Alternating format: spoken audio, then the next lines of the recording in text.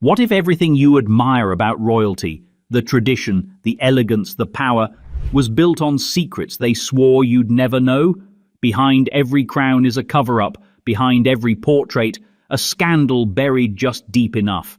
From vanishing lovers to secret bank vaults, this is not the history they teach, it's the one they hide. Welcome to 53 of the worst royal cover-ups in history. They ruled the world. But first, they had to lie to it. Roll the tapes, burn the records. Let's begin. Before we dive headfirst into the shadows of monarchy, hit that subscribe button. It helps us keep digging where others won't. And while you're here, tell us in the comments, where in the world are you watching from? And what time is it right now? Midnight in Madrid? Sunrise in Seoul? We're about to unravel centuries of secrets, but first, let's hear yours. 1. The Mayerling Incident, Austria, 1889. There are hunting lodges, and then there's Mayerling, a secluded manor in the Austrian woods, elegant enough for a royal getaway, quiet enough for a secret to rot in peace. In January 1889, it became the site of one of the Habsburg Empire's most famous enigmas, and one of its most manicured tragedies. Crown Prince Rudolf, heir to the Austro-Hungarian throne, was found dead alongside his 17-year-old mistress, Baroness Mary Vetsera. The official verdict was swift: a murder-suicide. He, apparently tormented by existential despair and political ennui, killed her in a fit of passion and then turned the gun on himself. And yet, the moment the bodies were found, the cover-up began. Not the quiet, subtle kind, no, this was the full imperial production.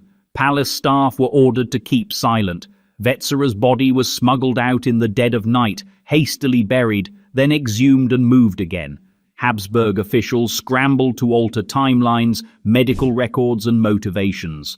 Suicide, you see, was a sin, and sins don't sit well on the head of a future emperor. The Catholic Church was conveniently convinced that Rudolf had been in a state of mental illness, a necessary diagnosis to allow a proper burial. The emperor's advisors spun their narrative like sugar into a bitter cake. Tragic, yes, but respectable. In private, the court fell into disarray.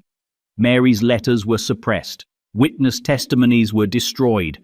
For decades, the Mayerling mystery was recited only in hushes and footnotes. But then came the whispers, that the deaths weren't tragic but tactical, that Rudolf was planning to flee the empire with Mary, frustrated with his father's autocracy, that he'd become entangled in liberal politics, even, allegedly, conspiring with Hungarian separatists. A scandal too large to be merely romantic. There were also mutterings that Rudolf had been assassinated, a neat removal of a troublesome heir, one bullet wrapped in velvet. Or that it was Mary who had shot him in desperation, and the court, in its terror, reversed the story. The lodge itself was turned into a Carmelite convent. Nothing says, "Don't look here," quite like cloistered nuns praying for eternity on the spot of a royal bloodbath. It was repurposed into holiness, an architectural gaslight. In time, some of Mary's letters resurfaced, but not all. The ones that remained were suspiciously on message.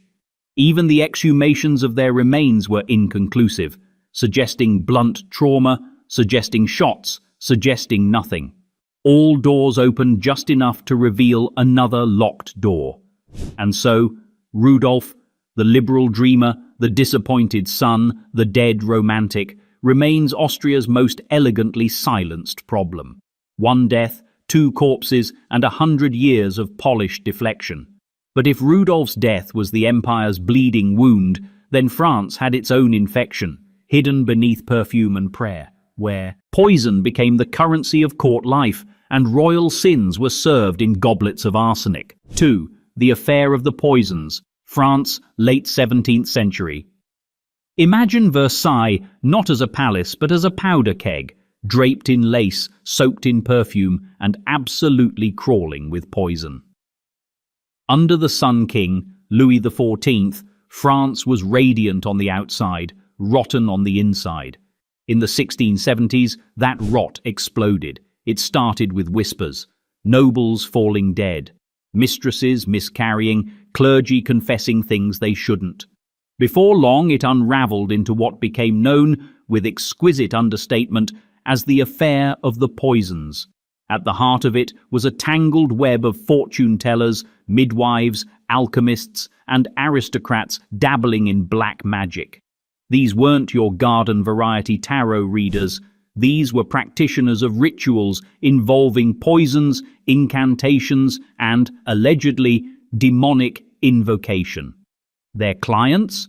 Members of the highest echelons of French society, ladies of the court who wanted husbands dead, lords who wanted rivals cursed, mothers who wanted their inconvenient children silenced, and the name that detonated it all, Madame de Montespan, the king's chief mistress, allegedly involved in rites that included black mass rituals and sacrificial animals, or so the accusations went.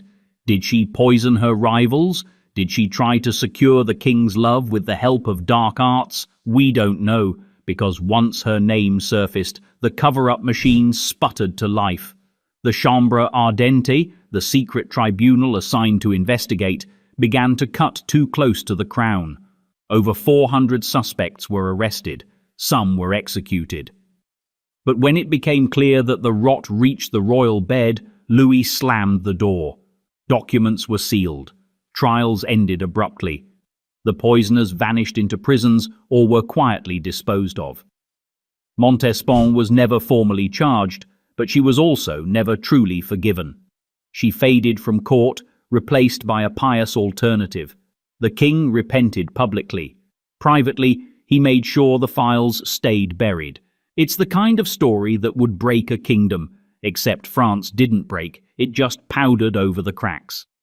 History remembers the Sun King's court as golden, glittering, but beneath that opulence were morgues and alchemical labs where ambition brewed like hemlock tea. And to this day, the full extent of the affair remains obscured. Who knew what? How many really died? Which poison was passed off as a tonic and swallowed at breakfast by some unsuspecting duke? Versailles doesn't say. Because if you open that door, you have to admit that the most dangerous substance in Louis XIV's court wasn't arsenic, it was trust. And if that was the poison that nearly unseated a mistress, then the next scandal began with a necklace. Not just any necklace, a string of diamonds so elaborate, so excessive, it could bankrupt a nation, and almost did.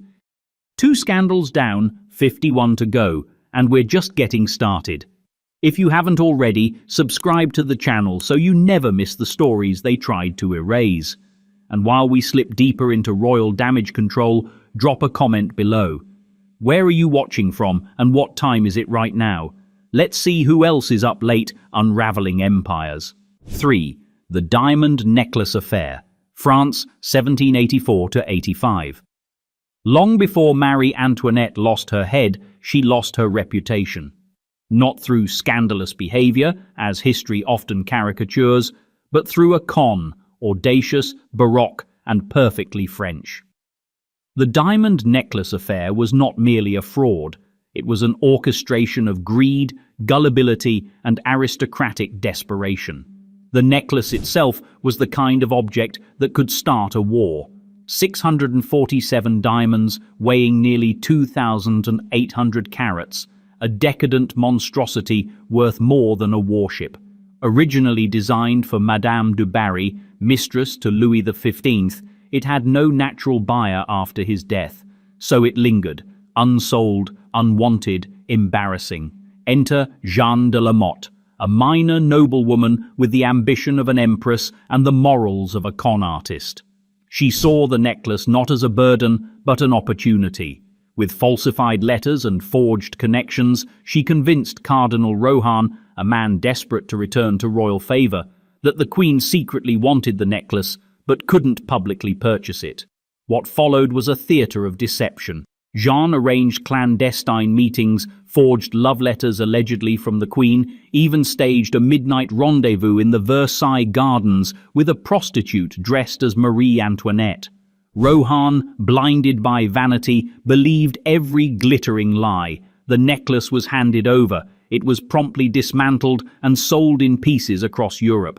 When the plot unraveled, it did so spectacularly.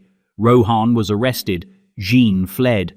The Queen, innocent in fact, but guilty in the eyes of a cynical public, was painted as a scheming spendthrift royal who tried to hide her extravagance through intermediaries.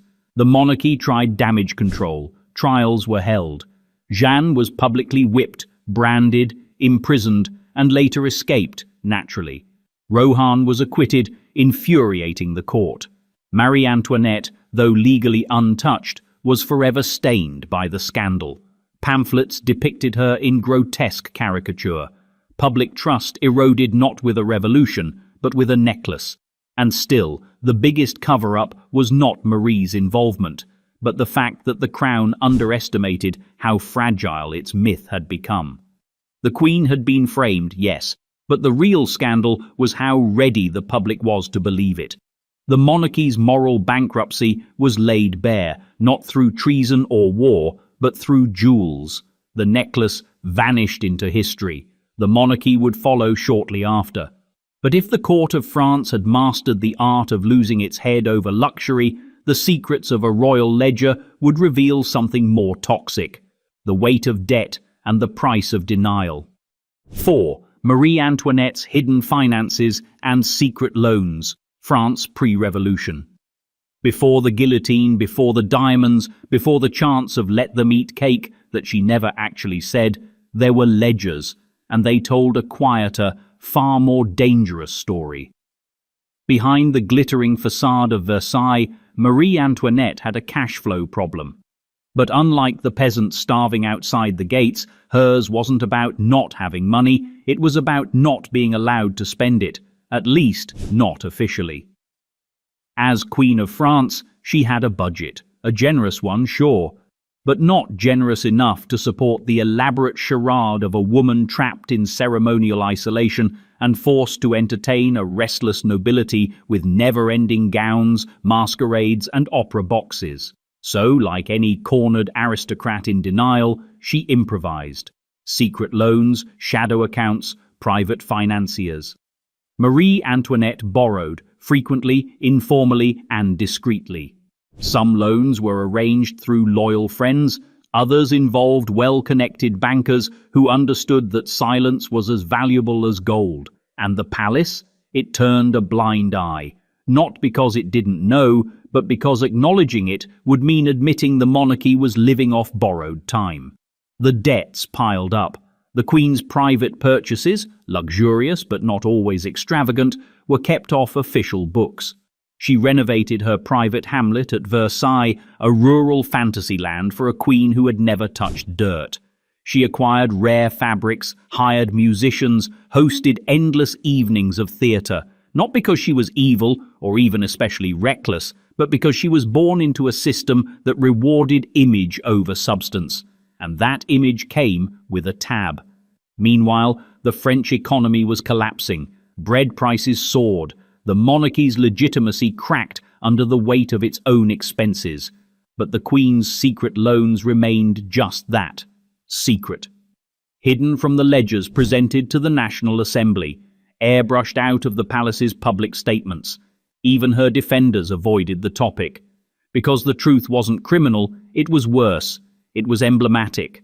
When some of her finances eventually leaked, through political pamphlets, disgruntled courtiers, and furious revolutionaries, it didn't matter if they were exaggerated. The public had already made up its mind. The Queen, they believed, was fiddling with fortunes while the country burned. And the monarchy, they realized, was propped up by IOUs and fantasies. In the end, the loans were never repaid. The monarchy fell. The banks were never made whole. And the illusion of royal stability was finally foreclosed. But if financial secrets could ruin a monarchy, emotional ones could destroy a life. And when a royal affair turned to disappearance, or perhaps something darker, the silence that followed was even more damning. 5. The disappearance of Count Philipp Christoph von Königsmarck, Europe, 1694. Count Philipp Christoph von Königsmarck was handsome, reckless, and extremely inconvenient. A Swedish nobleman with a military career and the charisma of someone who knew exactly how dangerous his charm was. He didn't just flirt with trouble, he took it to bed. By 1694, he was in love, or something like it, with Princess Sophia Dorothea of Celle, the estranged wife of the future King George III of Great Britain. The marriage was loveless, arranged, and politically useful. Sophia Dorothea, brilliant and emotionally starved, found in Königsmarck a kindred soul. Their letters, which did survive, are passionate, rebellious, and stunningly indiscreet for people under constant surveillance. Then, on the night of July 1st, 1694, Count Königsmarck vanished. He had allegedly visited the palace under cover of darkness to finalize an escape plan for him and Sophia Dorothea. She was going to flee her gilded cage, but instead he walked into Schloss, the Hanoverian palace, and was never seen again. Not officially, at least. The palace claimed ignorance. There were no witnesses, no confrontation, just silence. For decades, his fate was a ghost story whispered in corridors. He was ambushed, beaten, buried under floorboards. Others claimed he was smuggled out and lived under an assumed name. But the more likely version, if likelihood even matters here, is that he was killed within hours and quietly disposed of. An aristocratic disappearing act. His lover, Sophia Dorothea, was punished, imprisoned in Alden House for the rest of her life. 30 years of house arrest, separated from her children, forbidden to speak of the affair. Her name was erased from court memory, her portraits removed. She became the living embodiment of royal damage control, breathing but politically non-existent. As for Königsmarck, his disappearance became a scandal buried under time and wallpaper. The official story was there was no story, and that worked. For centuries, no hard evidence surfaced. It wasn't until renovations in the 20th century uncovered bones beneath the floorboards of Schloss that rumors reignited. Even then, silence prevailed. No identification was made. The cover-up held. But power doesn't disappear just because its victims do. And if the death of a lover could be erased by palace decree, the next story proved that royal marriages could erase even more, like an inconvenient wife who fell down the stairs at precisely the wrong moment. 6. Amy Robsart's death. England, 1560. Amy Robsart was not supposed to be interesting. She was supposed to be the quiet wife of Robert Dudley, a nobleman and favourite of Queen Elizabeth I. A background character, decorative, dutiful, harmless. Instead, she died at the bottom of a staircase. On September 8, 1560, Amy was found dead in her home at Cumnor Place. Her neck was broken. There were no witnesses, just the body of a woman who had, until that day, been mostly ignored by history, and who suddenly became its most useful casualty. The timing was suspicious. Robert Dudley had recently risen in favour with the Queen. There were rumours, bold, thrilling, and extremely inconvenient, that Elizabeth wanted to marry him. Except he had a wife, a living one. Until he didn't. The official ruling was accidental death. A fall. Perhaps from a weak staircase. Some suggested illness. Others mentioned a disease of the breast, Elizabethan code for just about anything fatal. But the whispers wouldn't stop. Amy, it was said, had been depressed, or manipulated, or murdered. By Dudley, or his servants, or someone who thought they were helping the crown. Dudley demanded an inquest. He was cleared, but not convincingly. The scandal never left him. Elizabeth, ever the master of public optics, distanced herself from marriage entirely. The Queen became the Virgin Queen, and Amy became a footnote, buried not only in the ground, but under layers of courtly denial. Historians have picked apart the case for centuries. Theories vary wildly, from genuine accident to orchestrated murder. But what's clear is that the court, and Elizabeth herself, had every reason to suppress the implications. The optics of royal marriage already strained. The spectre of regicide, however indirect, was political suicide. Amy's death achieved something her life never did: influence. She changed the trajectory of Elizabeth's reign, not through power, but through absence. A staircase, a fall, and a funeral that rewrote court strategy. Because in royal circles, it's not always the living who make history. Sometimes it's the dead, and how quietly their exits are managed.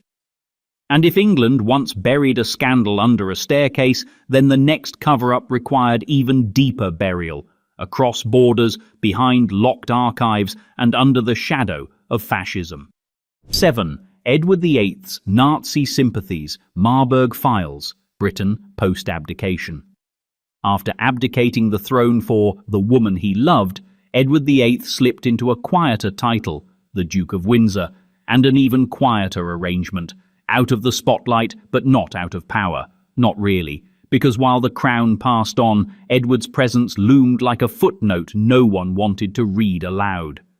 Then came the war, the real one, the one that rewired global allegiances and made monarchies look either heroic or hideously outdated. And in the chaos of World War II, a set of files surfaced that made Buckingham Palace suddenly, uncomfortably relevant again. The Marburg Files. Discovered in a German castle in 1945 by Allied forces, these documents contained German Foreign Office correspondence that was never meant to see daylight, certainly not in the hands of British intelligence. What they revealed was unsettling: conversations between Nazi officials and the Duke of Windsor. Messages suggesting that the Nazis considered him a potential puppet monarch, someone who could be reinstalled if Britain fell. A man they thought might be sympathetic. The British government didn't take it well, nor did the royal family. The files were sealed, buried under national security protocols. Official biographies steered clear. The phrase wartime correspondence was generously vague. Edward himself denied everything, calling it gossip and political sabotage. And yet, there he was, in black and white, appearing far too comfortable in enemy margins. More damning was a memo in which Nazi officials described the Duke as not unfriendly. Some letters suggested he encouraged bombings to pressure Britain into peace. Others implied he flirted with the idea of returning to power, if the right regime made the offer. It's not that he was proven a traitor, it's that he never seemed uncomfortable with the suggestion. The files remained under wraps for decades, only released in sanitized drips. Even now, key pieces are missing, pages redacted. The Crown's silence wasn't just protective, it was strategic. Better to let the romantic myth of the abdication linger than replace it with the image of a royal flirting with fascism. And so, Edward lives on in history as the king who gave up everything for love, not the duke who might have traded it all for a darker deal. But his abdication wasn't just a personal scandal, it was a political earthquake, and when a throne is left empty, the scramble to control the story becomes its own kind of cover-up. 8. Edward VIII's abdication, 1936. If fairy tales are what monarchies rely on, then Edward VIII shattered the glass slipper and walked away barefoot. In 1936, he fell in love with Wallis Simpson, an American, divorced, and still married when they met. The British establishment clutched its pearls. The Church of England went cold. The newspapers held their breath and their headlines in a rare pact of national discretion. The official story is simple. Edward chose love over the crown. A man torn between duty and romance. What could be more poetic? But the real story, the one less sculpted for sympathy, is a little messier. The British government panicked. Simpson wasn't just divorced, she was American, brash, socially unpalatable. Worse, she was perceived as ambitious, dangerous even, not suitable for a queen. The Prime Minister, Stanley Baldwin, warned Edward that public and political support would vanish if he insisted on marrying her. Behind closed doors, the cabinet scrambled to isolate the king. They consulted dominions, gauged outrage, and drafted contingency plans. Meanwhile, Edward refused to compromise. He didn't want to abdicate. He wanted a morganatic marriage, to stay king, marry Wallis, and keep the royal machinery turning. But tradition was less flexible than it looked in ceremonial garb. The monarchy wasn't just about bloodlines, it was about appearances. And this one was disastrous. So the cover-up began. The press, both in Britain and abroad, were leaned on. Wallis was painted as a seductress, Edward as a noble romantic.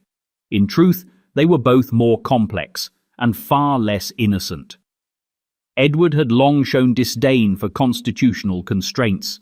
His abdication wasn't just about love, it was about freedom from a role he found suffocating. And Wallis? She reportedly wavered. Some sources suggest she never wanted to marry Edward at all. Not once she realized it came with a kingdom's worth of baggage. The crisis ended, as all royal cover-ups do, with a document.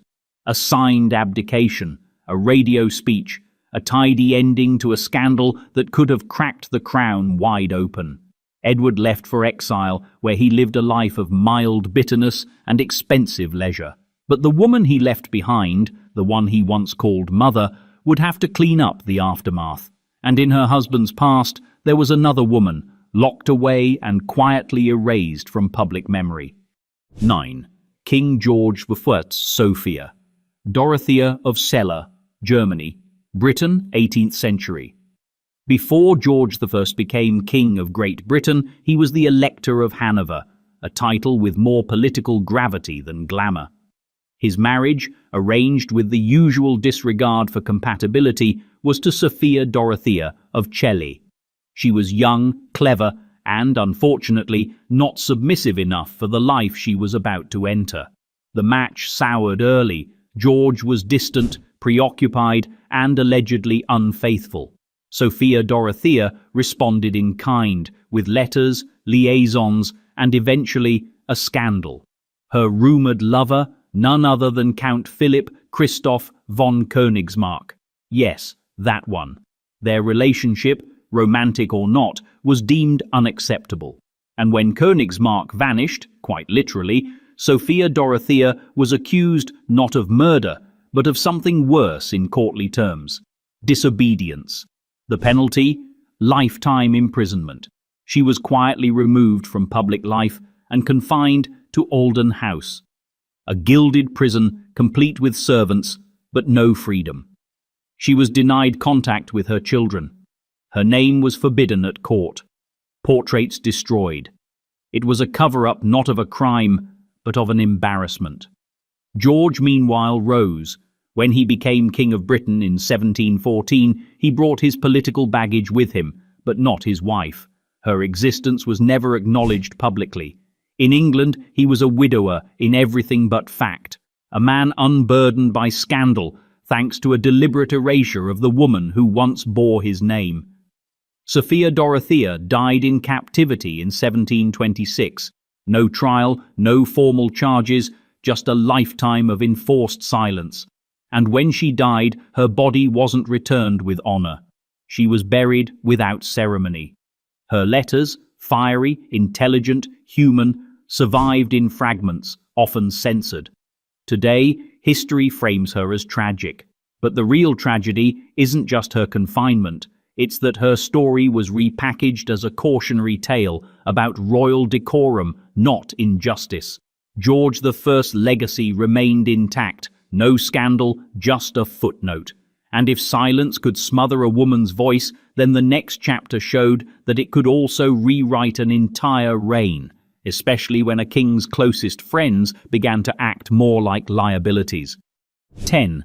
King Edward II and Piers Gaveston, Hugh Despencer, England, early 14th century. It began with a coronation and ended with a conspiracy. King Edward II of England wasn't supposed to be the kind of monarch who loved too loudly, trusted too deeply, or made enemies this easily. Yet his reign reads like a slow-motion implosion, one part medieval politics, one part emotional catastrophe, all wrapped in court gossip that refused to die.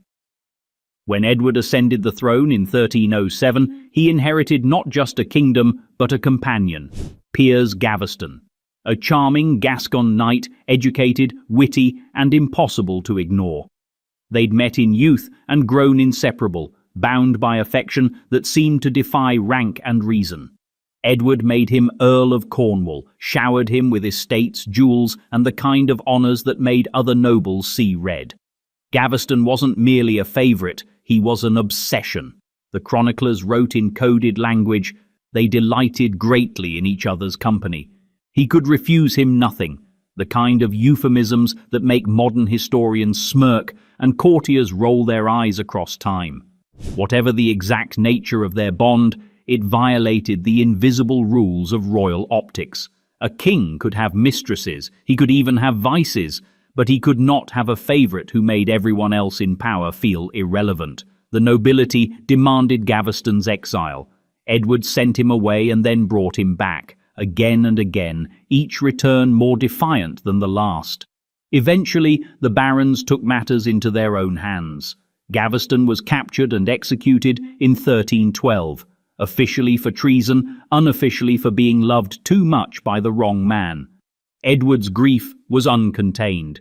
He ordered elaborate mourning rites. The court whispered, Parliament seethed, and England descended into chaos. But where one favourite fell, another rose.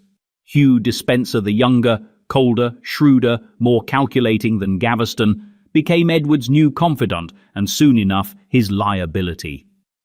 Despencer's ambition outstripped loyalty. He seized lands, extorted nobles, and turned the king's affection into political capital. He was the favourite who didn't just share Edward's trust, he weaponized it.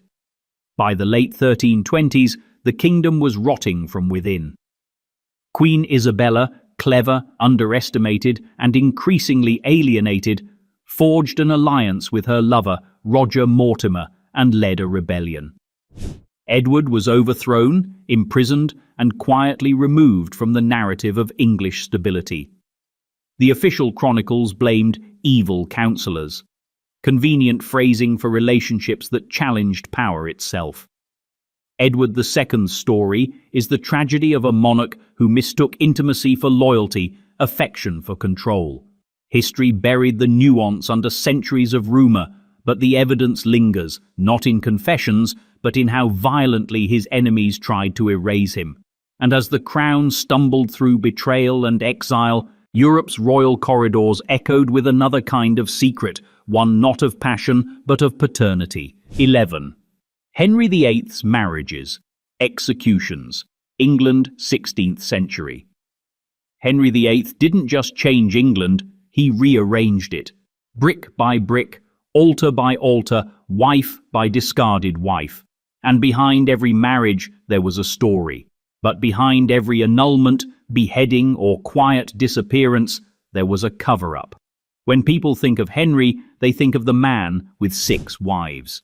The rhyme makes it easy. Divorced, beheaded, died, divorced, beheaded, survived. What it doesn't capture is the orchestration of lies, legal fictions, and state propaganda required to make that string of personal decisions look like divine mandate. Take Anne Boleyn. At first, she was the radiant future of the Tudor dynasty. Intelligent, fashionable, mysterious. Henry tore apart the Catholic Church just to marry her. But when she failed to produce a son, her image was flipped overnight. Accusations of adultery, treason, even incest were paraded through court. None were convincingly proven. But proof was optional. The machinery of monarchy needed her gone. And so she went. Then there was Catherine Howard, young, impulsive, poorly connected. Her downfall too came fast and loudly, with charges few historians fully believe. Each case was packaged for public consumption. The king, poor man, had been deceived. The realm must be protected. The queen must go. But the deeper cover-up wasn't just the legal proceedings, it was the narrative control. The court chroniclers rewrote personalities overnight. Loyalists vanished from records. Letters were burned. What remained was an official story, that the king was a righteous man, betrayed by disloyal women.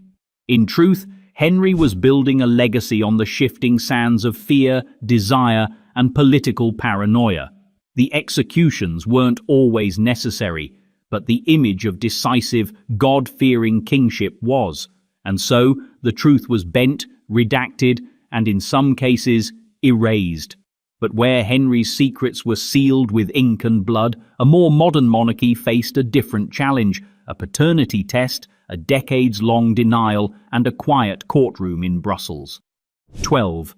The secret daughter of King Albert II, Belgium, 20th to 21st century. For over half a century, Belgium's royal family maintained a clean, efficient public image. Constitutional, symbolic, quietly elegant. Scandal wasn't part of the job description. But in the back rooms of Brussels and inside the vaults of European tabloids, one story simmered, one that would eventually erupt not in gossip, but in court. Her name was Delphine Boel. For years, she claimed to be the illegitimate daughter of King Albert II of Belgium, the country's monarch from 1993 to 2013. Her mother, Baroness Sibylle de Celis-Longchamp, had once been part of the same aristocratic circles. Their affair, long rumoured, always denied, allegedly resulted in Delphine's birth in 1968. At first, the story was treated like speculative fiction. The palace remained silent. Albert, when asked, refused to comment. And Delphine? She fought, publicly, legally, relentlessly. For decades, she attempted to gain recognition, not for the title, but for the truth. The Belgian establishment responded with polite evasion. Courts stalled, lawyers maneuvered, statements were vague. The royal family hoped the issue would quietly disappear, as so many royal indiscretions had in the past. But Delphine didn't go away. She sued for acknowledgement. She demanded a DNA test. It wasn't until Albert abdicated in 2013, citing health reasons, though timing suggested stress might have played a role, that things began to shift. After years of legal pressure, the court ordered him to undergo DNA testing. He refused, then appealed, and finally, in 2019, under the threat of daily fines, he complied. The result was undeniable. Delphine was indeed his biological daughter. In 2020, the court ruled in her favour. She became Princess Delphine of Belgium with the full rights and recognition of her royal lineage. The palace issued a brief, reluctant statement. Albert never apologised. But the cover-up, decades in the making, was finally dismantled by science and persistence. It wasn't just about a secret daughter. It was about how long a lie could be sustained by silence. And when silence finally breaks, it tends to echo. Echoes which were still reverberating in another royal house. One not caught in a paternity scandal, but in an elephant hunt, an offshore account, and a disappearing legacy. 13. King Juan Carlos of Spain. Corruption, offshore funds, and elephant hunt, 21st century. For most of his reign, King Juan Carlos I of Spain was considered a modern monarch. He helped transition Spain from dictatorship to democracy. He smiled for the cameras, shook the right hands, and gave speeches about integrity and leadership. But behind the polished exterior was a quietly unraveling empire, one more financial than political. The first crack in the image came not in courtrooms or press releases, but in the African bush. In 2012, as Spain grappled with economic crisis, King Juan Carlos secretly embarked on an elephant hunting trip to Botswana. A lavish, expensive vacation with no official disclosure, hosted by a controversial Saudi businessman. Photos eventually leaked, the king standing beside a hunted elephant, grinning. Public outrage was instant. People were unemployed, losing homes, and the king was posing beside endangered wildlife with a price tag larger than a civil servant's salary. But that was just the surface. In the following years, deeper investigations revealed an intricate web of alleged financial improprieties. Offshore accounts, undisclosed gifts, alleged secret commissions from Saudi Arabia, including a $100 million payment linked to a high-speed rail project. Money flowed through foundations and front companies, often tied to close associates or former romantic partners. Juan Carlos denied wrongdoing. The palace distanced itself. Official records remained vague. In 2014, he abdicated in favor of his son, Felipe VI, citing personal reasons. But few missed the timing.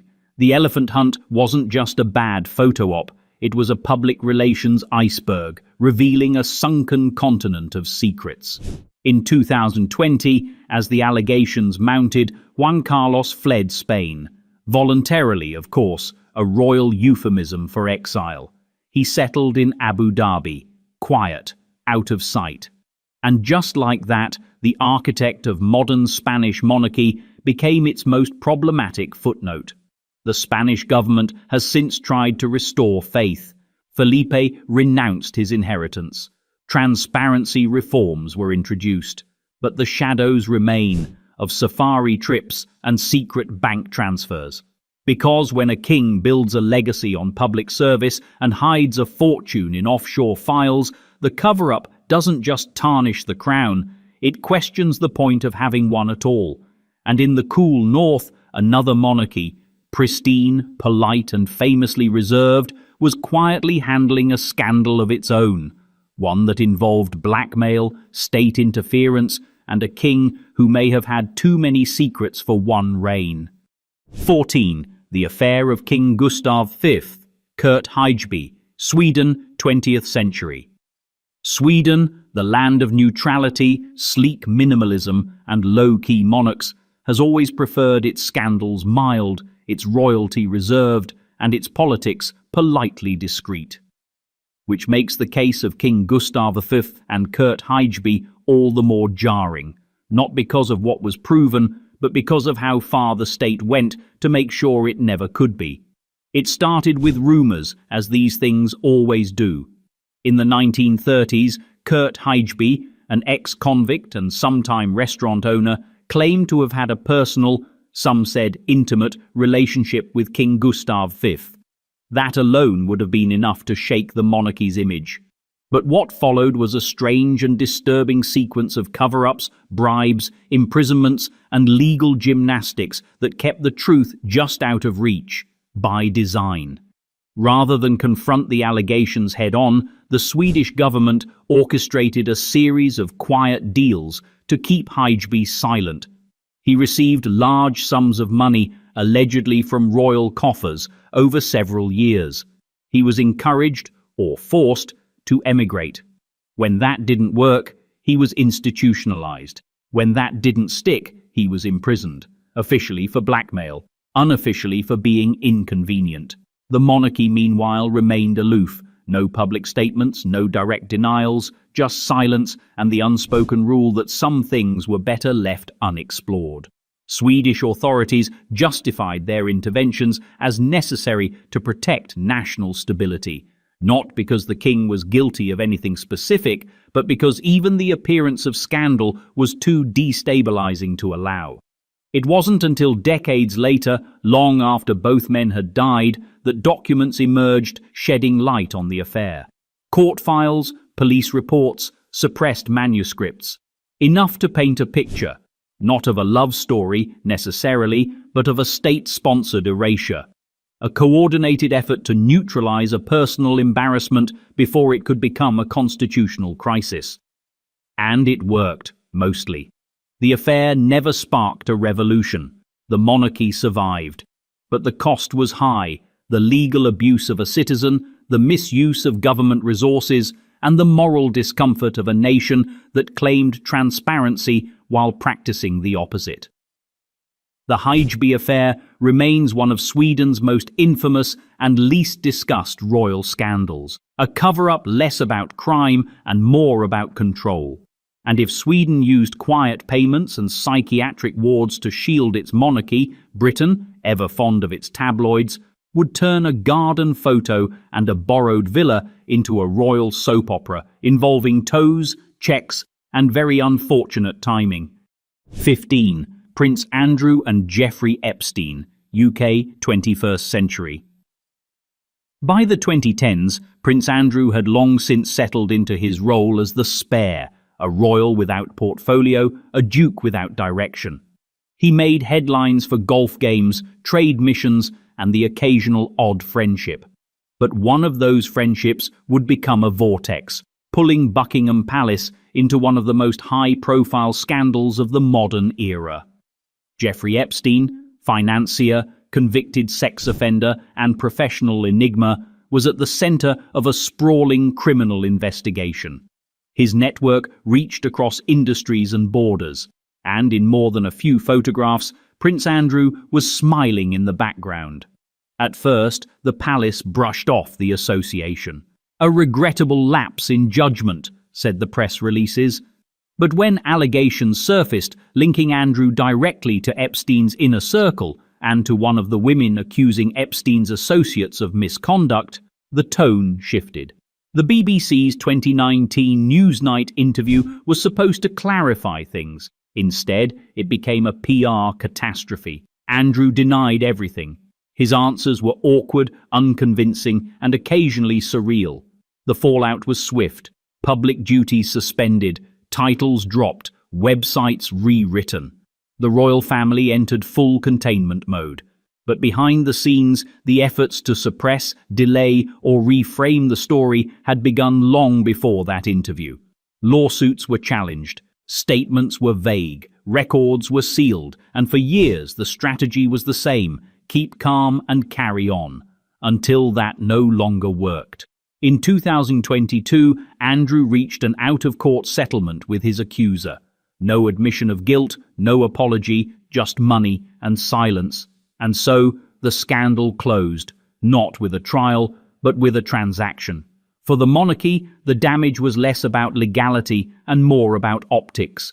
A royal too close to the fire, a family too slow to move, and a public increasingly unwilling to ignore the smoke. And as the dust barely settled, another royal's name would resurface, not in scandalous company this time, but in a photo that raised eyebrows, sucked air from headlines, and involved something even stranger than Epstein: a barefoot, a garden terrace, and a very awkward camera angle.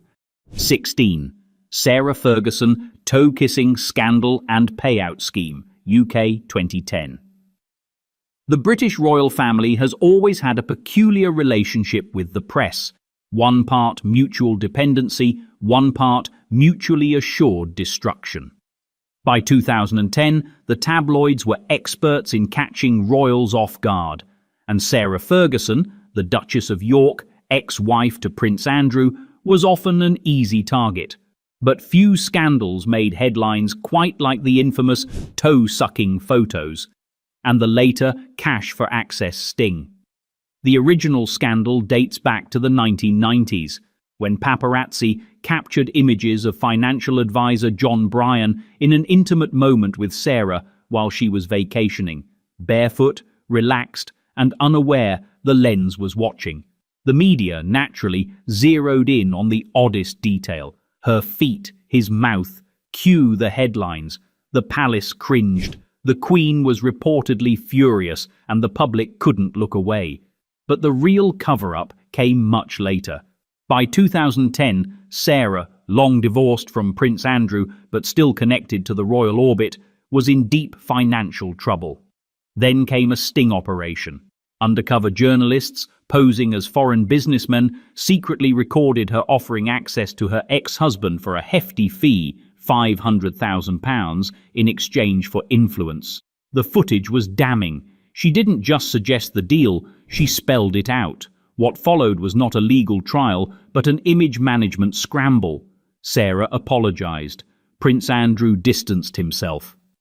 Palace aides spun the story as a tragic lapse of judgment. There were no charges, no official inquiries, just silence, public shame, and the quiet suggestion that everyone move on. Yet, behind the scenes, efforts were made to contain the damage. Footage was withheld. Questions were deflected. The monarchy's message was clear: the Duchess no longer represented the firm.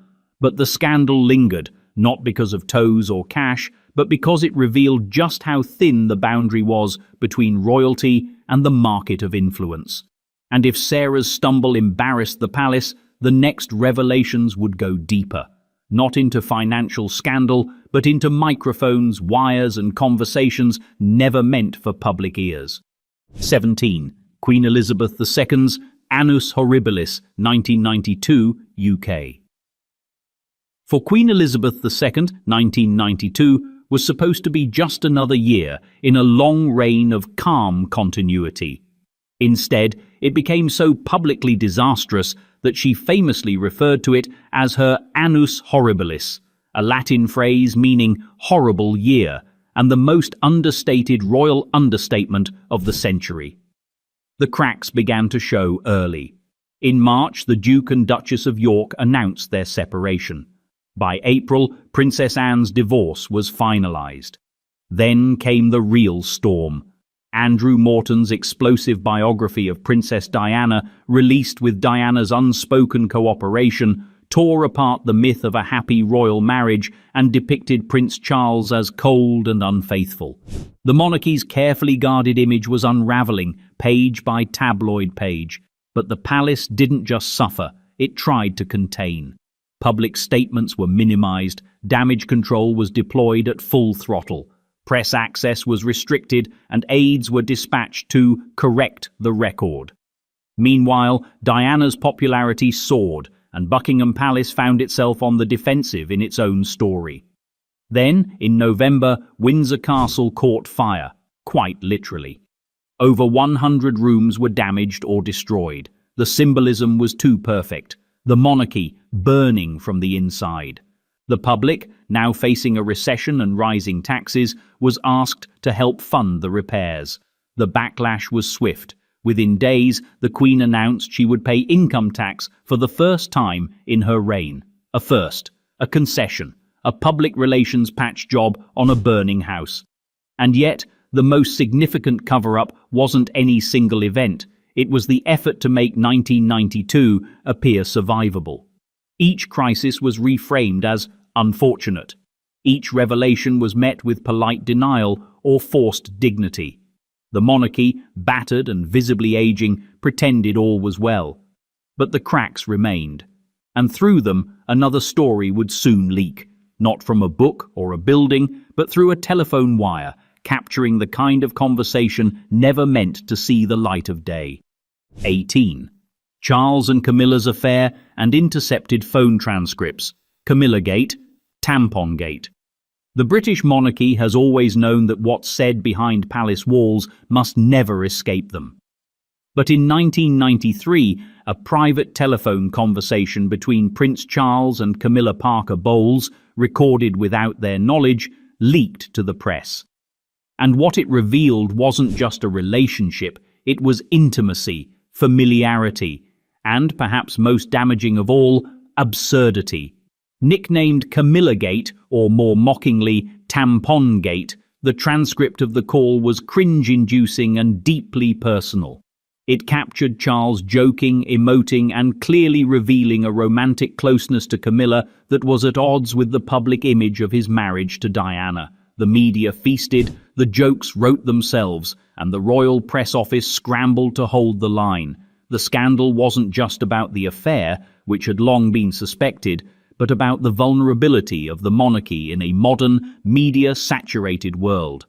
If future kings could be bugged, mocked and memed, what did that say about the institution's control? The palace issued no official comment. Charles and Camilla stayed out of sight. Aides and media liaisons were deployed to minimize fallout. Legal threats were made. And quietly, every effort was taken to frame the entire incident as a violation of privacy, which it was, rather than a revelation of dysfunction. But the public wasn't easily distracted. The contrast between Charles's private affections and public role became a point of fascination. Diana, increasingly isolated, remained the people's princess. Camilla was vilified. And Charles? He became the future king with a very human voice on a very unfortunate recording. It was a turning point, not because it broke the monarchy, but because it revealed how fragile its illusions had become. And those illusions would shatter even more when a different phone call, this time involving Diana herself, slipped through the wires and into tabloid history. 19. Princess Diana's secret recordings. Squidgygate. If there's one thing the 1990s taught the British royal family, it's that even fairy tales have answering machines. In 1992, as the House of Windsor was quietly unravelling behind heavy curtains and guarded gates, an audio leak hit the tabloids, and it was personal. The tape featured a private phone conversation between Princess Diana and a close male friend, James Gilby. On the recording, he affectionately called her Squidgy over and over, while the two exchanged tender and occasionally emotional sentiments. The public dubbed it Squidgygate. The press, never ones to miss a headline, ran transcripts like theatre scripts. Suddenly, Diana's voice wasn't filtered through official statements or posed photographs. It was unguarded, uncertain, real. But the bigger scandal wasn't what was said, it was how it was heard. The recordings were allegedly made by amateur radio enthusiasts who happened to stumble onto a conversation broadcast through unsecured mobile frequencies. How it ended up in the tabloids remains murky, but suspicions ran high. Was this a surveillance operation? Was the palace being bugged? Was the security system so weak that even the most famous woman in the world could be listened to from someone's kitchen radio? Buckingham Palace stayed silent. Diana issued no formal response. Instead, her image, both fragile and independent, grew stronger in the public eye. Squidgygate made her more human. For her critics, it raised questions. For her supporters, it confirmed what they already felt. She was trapped, surveilled, and alone in a gilded cage. The incident revealed the growing reality of royal life in the modern world. Privacy was over, and trust, even in the phone lines, was negotiable. And if a recorded whisper could shake the palace, the next voice that shattered the silence came not through gossip, but from Diana herself, in an interview the palace never approved, arranged under circumstances no one wanted to explain. 20. Martin Basher, BBC. Interview with Diana, 1995. It aired on a November night in 1995.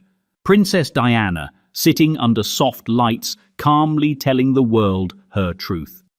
Over 20 million viewers in the UK alone watched her confess with practiced poise and genuine sorrow. There were 3 of us in this marriage, so it was a bit crowded. With that, the royal facade cracked in real time. The BBC interview, conducted by journalist Martin Bashir, was a bombshell.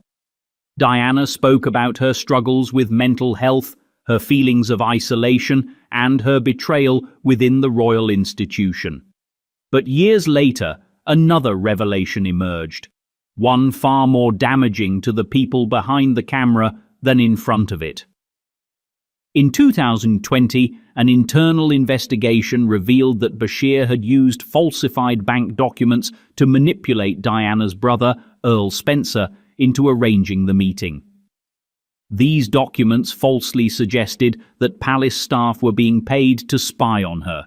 In other words, the interview was obtained under false pretenses, a deception that, had it occurred in a courtroom, might have invalidated the entire testimony. The BBC issued an apology. Bashir left quietly.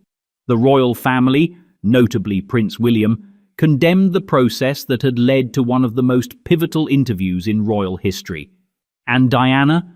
She had passed away decades earlier, leaving behind only the tape, the transcript, and 1,000 interpretations. What the palace tried to cover up wasn't just the content of the interview, but the method of its creation.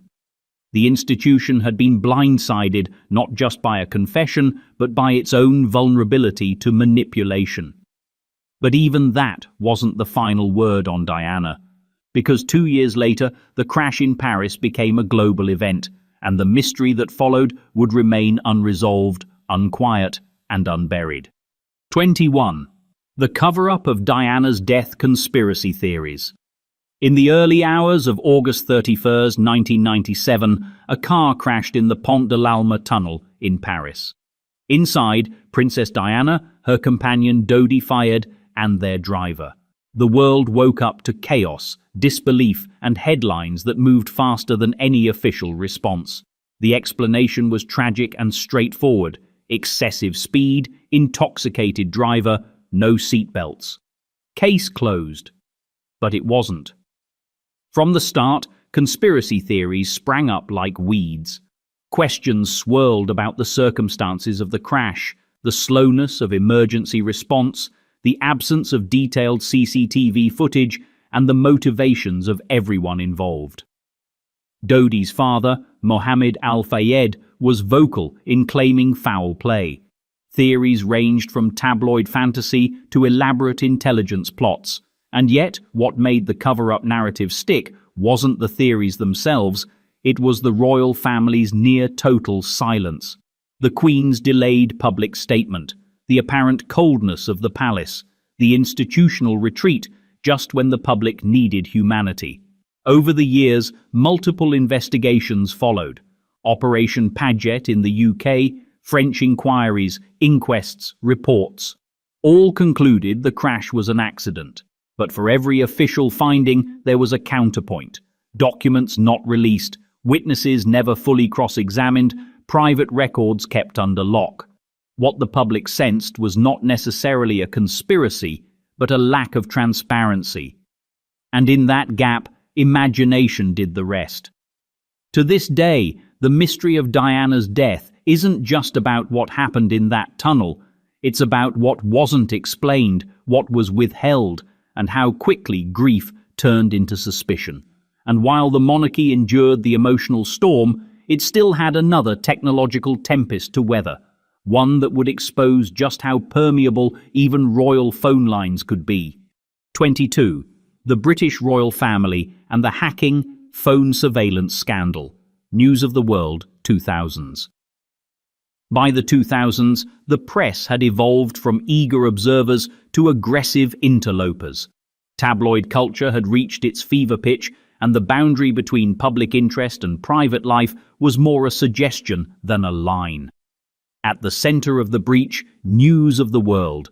And among the many victims of its phone hacking scandal, celebrities, politicians, crime victims, were members of the British royal family. In 2005, the royal household quietly became aware that voicemails between Prince William, Prince Harry, and their close contacts were being accessed by unauthorized parties. Private jokes, personal messages, even scheduling details were reportedly lifted and leaked, then echoed back in headlines with eerie specificity. It wasn't journalism, it was surveillance. When the scandal broke publicly years later, the royal family's involvement was downplayed.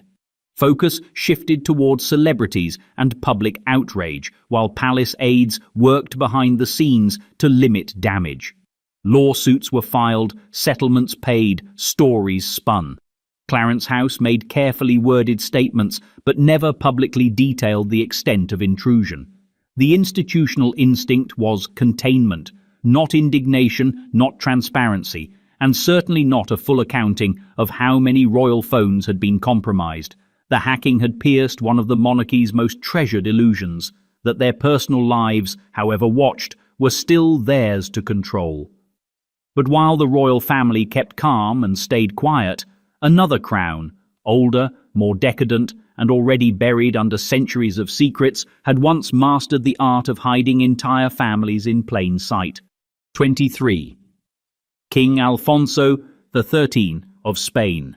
Secret children, extramarital affairs.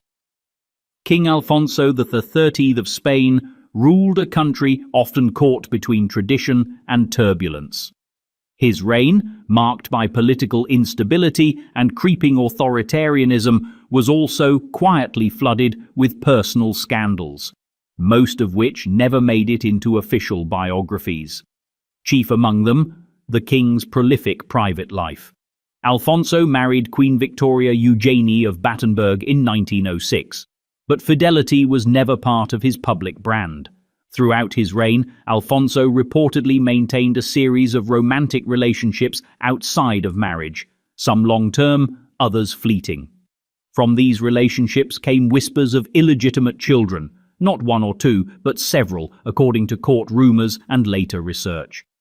The Spanish monarchy, ever concerned with image and legacy, worked diligently to suppress such claims. Palace archives were closed, birth records conveniently disappeared.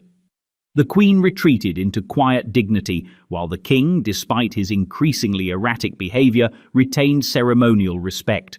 No DNA tests, no headlines, just silence. It wasn't until years later, after the monarchy had fallen and been restored, that stories began to trickle out. Journalists and biographers uncovered letters, family testimonies, and traces of payouts or quiet arrangements made with certain families. Yet even then, the Spanish royal establishment largely ignored the stories, treating them as irrelevant footnotes. The truth may never be fully known, which was likely the point. Alfonso XIII's real legacy wasn't just political failure, but the perfection of royal plausible deniability. And in the world of hidden archives and forgotten names, perhaps no royal asset is more strategically suppressed than the stories kings never meant to leave behind. Stories written in ink, sealed in diaries, and lost to time by design. 24. The lost royal diaries or memoirs, various monarchies. Every monarchy has its archives, the carefully catalogued, redacted, and publicly sanitized history of those born to rule. But just beneath the official records lie the most elusive artifacts of royal life, the diaries, letters, and private writings that never made it to the display cases. From Europe to Asia, countless royal diaries have vanished under convenient circumstances. Some were lost in fires, others were misplaced during transitions of power. More than a few were deliberately destroyed. What they contained remains unknown, which for many monarchies was the entire point. Take Queen Victoria, for instance. She wrote prolifically, over 60 million words across dozens of volumes.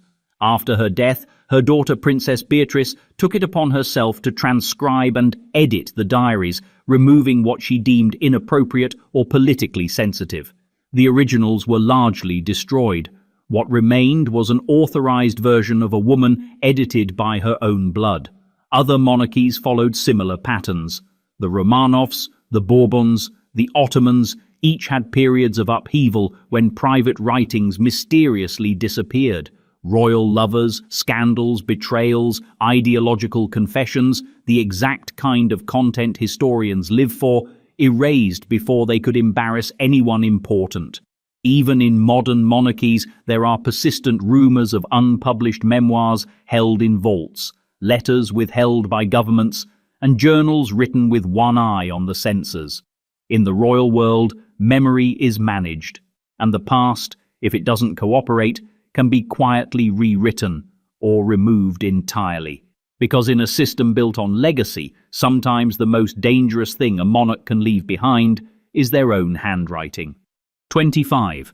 Tsar, Nicholas II and the Romanov cover-up, massacre. Russia, early 20th century. In 1918, the Romanov family was executed in a cellar. That much is known.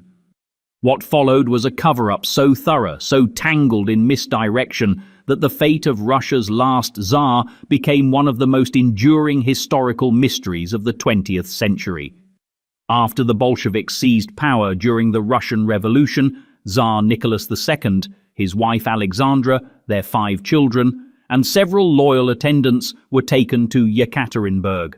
The official line was that they were being protected. The real plan was more final. On the night of July 16th to 17th, they were executed by Bolshevik forces.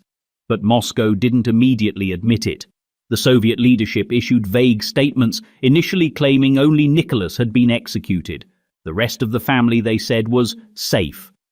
Bodies were hidden, burned, buried in secret graves.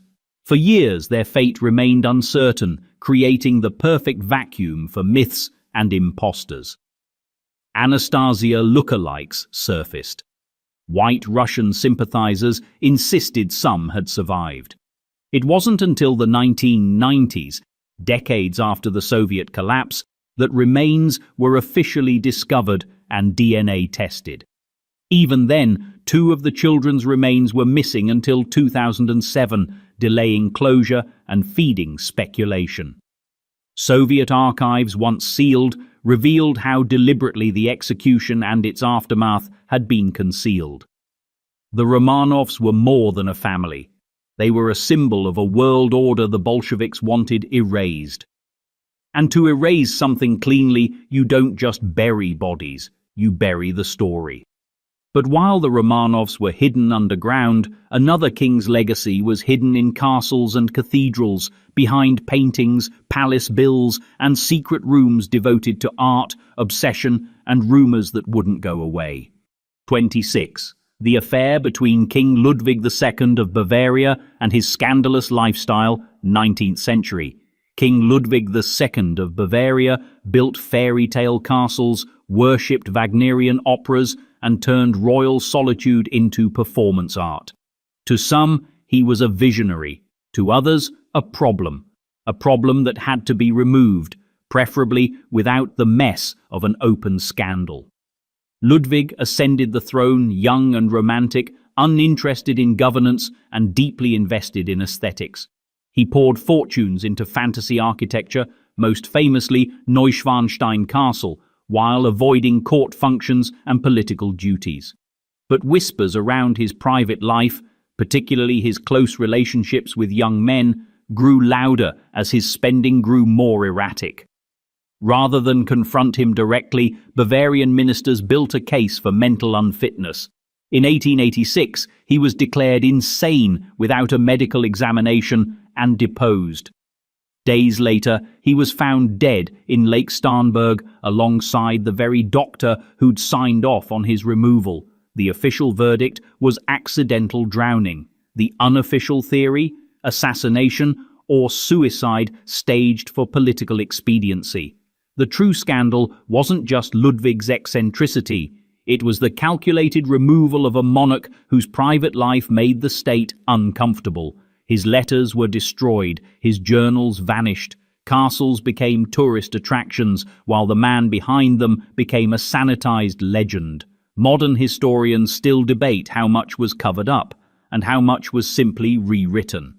But the fact remains, a king with too much imagination and too little conformity was declared unfit, silenced, and submerged in myth. And while Ludwig vanished beneath Bavarian waters, another monarch further south was busy vanishing public funds and rebranding corruption as royalty. 27. King Farouk of Egypt. Corruption, womanizing, wealth, hidden abroad. By the time he was overthrown in 1952, King Farouk of Egypt had managed to turn royal excess into a kind of national sport.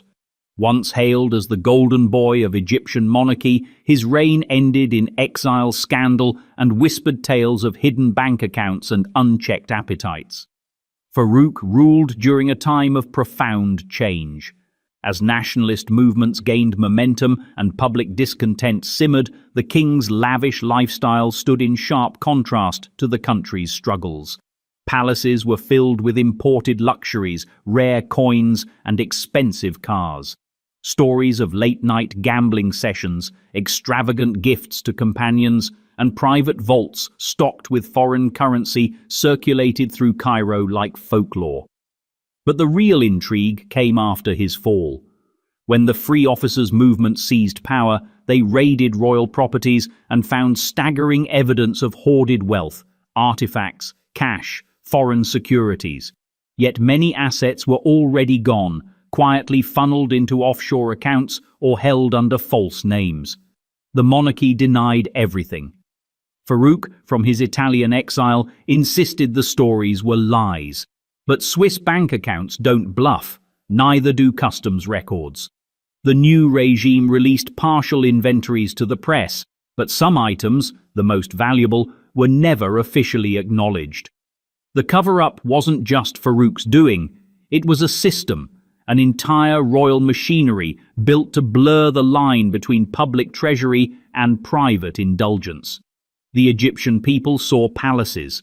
What they didn't see was how much had already been shipped out in crates. Farouk lived the rest of his life in exile, rich, disgraced, and largely unrepentant. His wealth remained scattered, his secrets remained protected. And as Egypt turned to republicanism, another monarchy, far away and far more controlled, was quietly teaching the world how to hide not just secrets, but the very act of secrecy itself. 28. The Siamese Thai monarchy, hidden scandals. In Thailand, the monarchy is more than symbolic. It's sacred. Legally and culturally, the royal family occupies a space above public criticism, protected not just by tradition, but by some of the world's strictest lèse-majesté laws, which makes confirming, or even investigating, royal scandals nearly impossible. But that hasn't stopped the whispers. Over the decades, there have been allegations of secret marriages, discreet disappearances, and relationships airbrushed out of official biographies. Royal consorts suddenly vanish from public life without explanation. Titles are revoked. Images are scrubbed from websites. No statements are made. No questions are answered. Perhaps the most striking example in recent memory was the abrupt fall from grace of Sininat Wongvajirapakdi, the royal noble consort to King Vajiralongkorn. Once publicly honoured, she was later stripped of her titles, only to be quietly reinstated months later. The official reasoning? Disloyalty. The deeper story? Sealed behind palace gates. Because in Thailand, the cover-up isn't just an act, it's policy. With lèse-majesté laws carrying severe penalties, media coverage is self-censored, public discourse muted, and international journalists often left tiptoeing around the truth. The silence isn't accidental, it's engineered. Scandals, if they exist, are buried beneath layers of reverence, fear, and strategic amnesia. And while Thailand quietly erases its royal missteps, the Saudi monarchy perfected the art of secrecy through more opaque means, not silence, but shadow diplomacy. 29. King Faisal of Saudi Arabia, possible hidden policies or personal secrets. In a kingdom where governance and royal life are inseparable, King Faisal of Saudi Arabia stood as a reformer, a monarch who introduced television, curbed royal spending, and challenged conservative clerics. He was hailed as visionary. But, as with most modern monarchs, the real story lies not just in what he did, but in what was never officially acknowledged. Faisal's reign was marked by delicate balances between tradition and modernity, east and west, family loyalty and national interest. To maintain that balance, much had to be kept behind closed doors.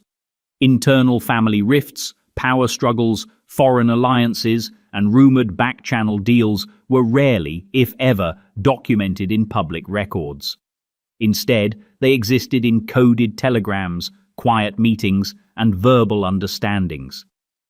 There were whispers of personal decisions that defied the public image of piety and restraint, stories that never made it into the carefully curated state narratives, about inner family tensions, shifting allegiances, or political maneuverings too sensitive to acknowledge.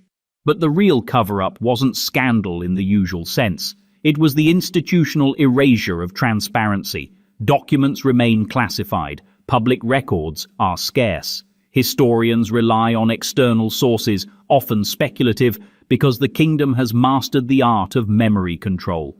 In Saudi Arabia, power is protected by opacity, and where transparency threatens that power, it is simply not permitted. Yet long before modern censorship, another royal house, in the final days of a fading empire, concealed one of its most destabilizing secrets in the diagnosis of a single man. 30. The Ottoman Sultan, Murad Avi's mental health and confinement, Ottoman Empire 19th century. Sultan Murad Avi's reign lasted only 93 days. In the summer of 1876, he ascended the throne of the Ottoman Empire with reformist hopes and European sympathies. By the autumn, he had been deposed, quietly, swiftly, and under the official reason of mental instability. The real reasons were more complicated. Murad was a liberal figure in an autocratic system. He admired Western constitutionalism and was seen as a potential threat to entrenched interests in the Ottoman court. His sudden removal was convenient for those who preferred a more controllable monarch. But rather than announce a coup, the palace declared him unfit, citing vague medical issues and alleged nervous breakdowns. What followed was a tightly managed cover-up. Murad was confined to the Tehran palace for the next 28 years, where he lived under virtual house arrest. His communications were censored, visitors restricted. Reports of his health varied wildly, depending on who was allowed to speak. Some claimed he was lucid and politically aware, others painted him as incapable. No formal diagnosis was ever made public, and no independent assessment was allowed. The image of a mad sultan became the accepted narrative, one that served the regime well.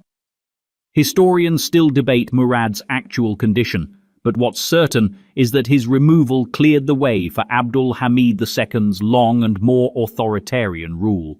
Murad's real illness may not have been madness, but rather a political vision too inconvenient for the empire to handle. And so, like many royal errors, he was locked away, silenced, and filed under national interest. 31. Sultan Hamengkubuwono IX's secret relationships, Indonesia. In Indonesia, the Yogyakarta Sultanate holds a unique role, both royal and political, ancient and modern. Sultan Hamengkubuwono IX, who served not only as a revered Javanese king but also as a national statesman and vice president, was widely respected for his diplomacy and dignity. But even this progressive royal figure was not exempt from the quiet choreography of concealment. Behind his public image as a modern leader stood a royal household governed by traditional codes. Allegations circulated that Hamengkubuwono maintained discreet relationships beyond his officially recognized marriages. These relationships, if acknowledged, might have disrupted delicate balances of court protocol, succession, or national image, especially during Indonesia's post-colonial political evolution. Within Javanese royal custom, the concept of multiple consorts wasn't shocking, but its public acknowledgement could still be politically volatile in the new republic. Any such relationships were carefully omitted from formal records. Mentions in biographies were vague or non-existent. Children from unofficial unions, if any, were not publicly recognized. The result? A biography of contradictions. A progressive leader in public, yet deeply tied to the unspoken traditions of royal discretion. And like many monarchs before him, he left behind a legacy carefully edited to show only what the crown wished to remember. But while Hamengkubuwono's secrets were delicately folded into custom, a queen across the Pacific would find her private correspondence sealed not by culture, but by colonization, conflict, and the final days of her kingdom. 32. Queen Liliuokalani's private letters and controversies, Hawaiian monarchy, 19th century. When Queen Liliuokalani, the last reigning monarch of Hawaii, was overthrown in 1893, the justification was framed as political necessity, a move toward modernization backed by US business interests and local elites. But beneath the headlines and congressional hearings lay a quieter cover-up, the suppression of the Queen's voice. Liliuokalani was not silent in exile. She wrote extensively, personal letters, political appeals, diaries, and memoirs. Many of these writings challenged the narrative that her removal was inevitable or bloodless. She described manipulation, betrayal, and deep sorrow.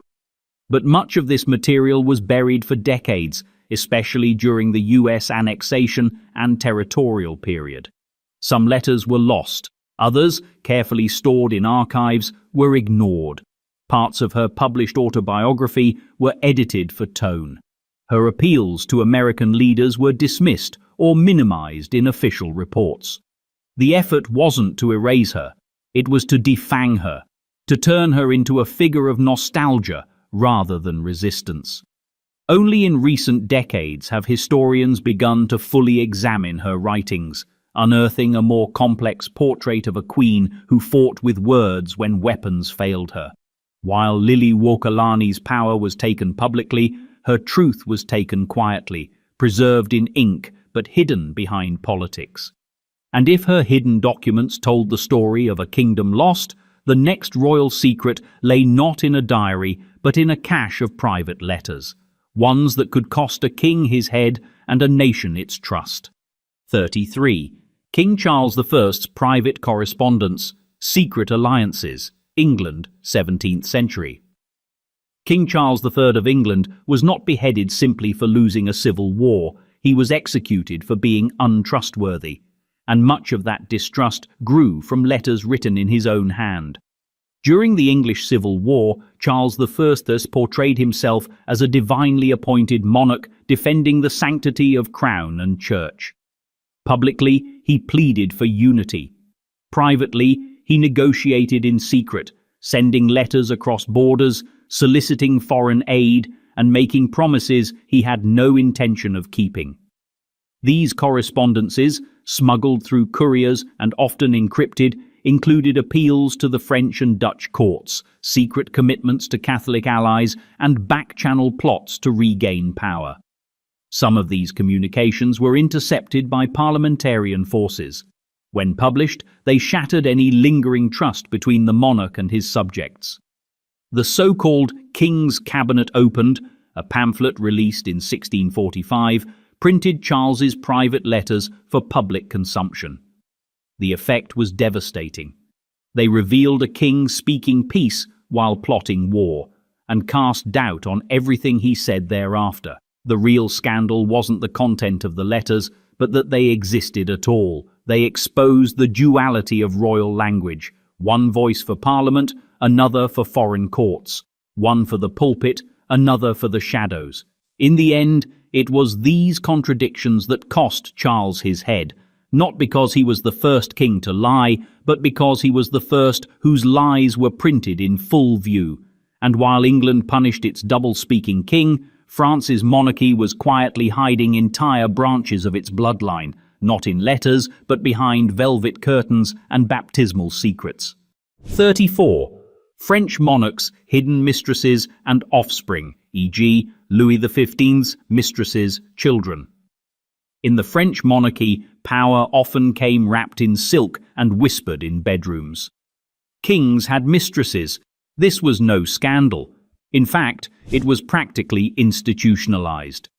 Official mistresses, or maîtresses en titre, were given titles, estates, and chambers near the royal apartments. But behind the gilded doors of Versailles, the real secrets were the unofficial ones, the hidden mistresses, the unacknowledged children, and the careful, calculated cover-ups that kept them out of the line of succession and public memory.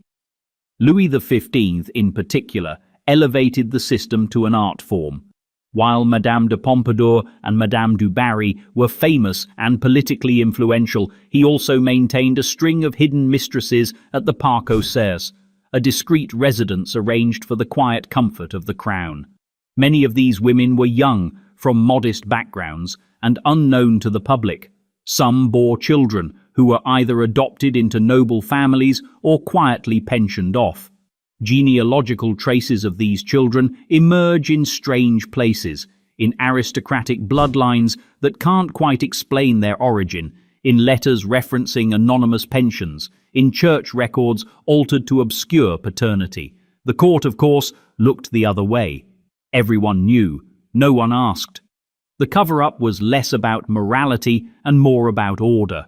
Acknowledging royal bastards could threaten dynasties, so the record was kept clean, at least on paper. Versailles perfected the practice of forgetting inconvenient heirs, but where France used elegance and omission, Spain used something even simpler, a physician's pen and a closed door.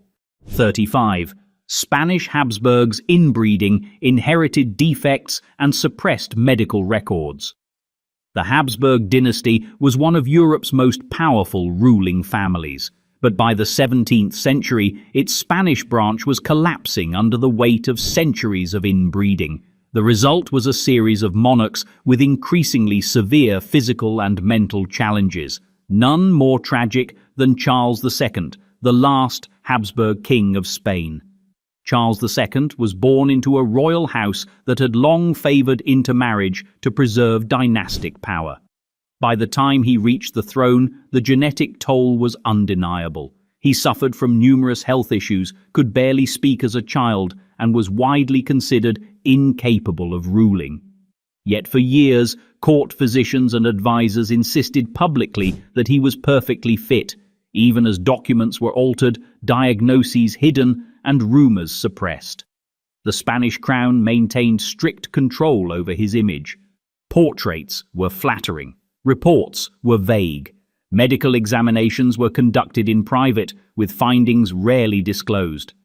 When Charles failed to produce an heir, the blame was subtly shifted elsewhere. His death in 1700 marked the end of the Habsburg line in Spain and the beginning of the War of the Spanish Succession. But the more astonishing detail is how long the illusion was sustained. A court full of people pretending the king was strong when they all knew he wasn't.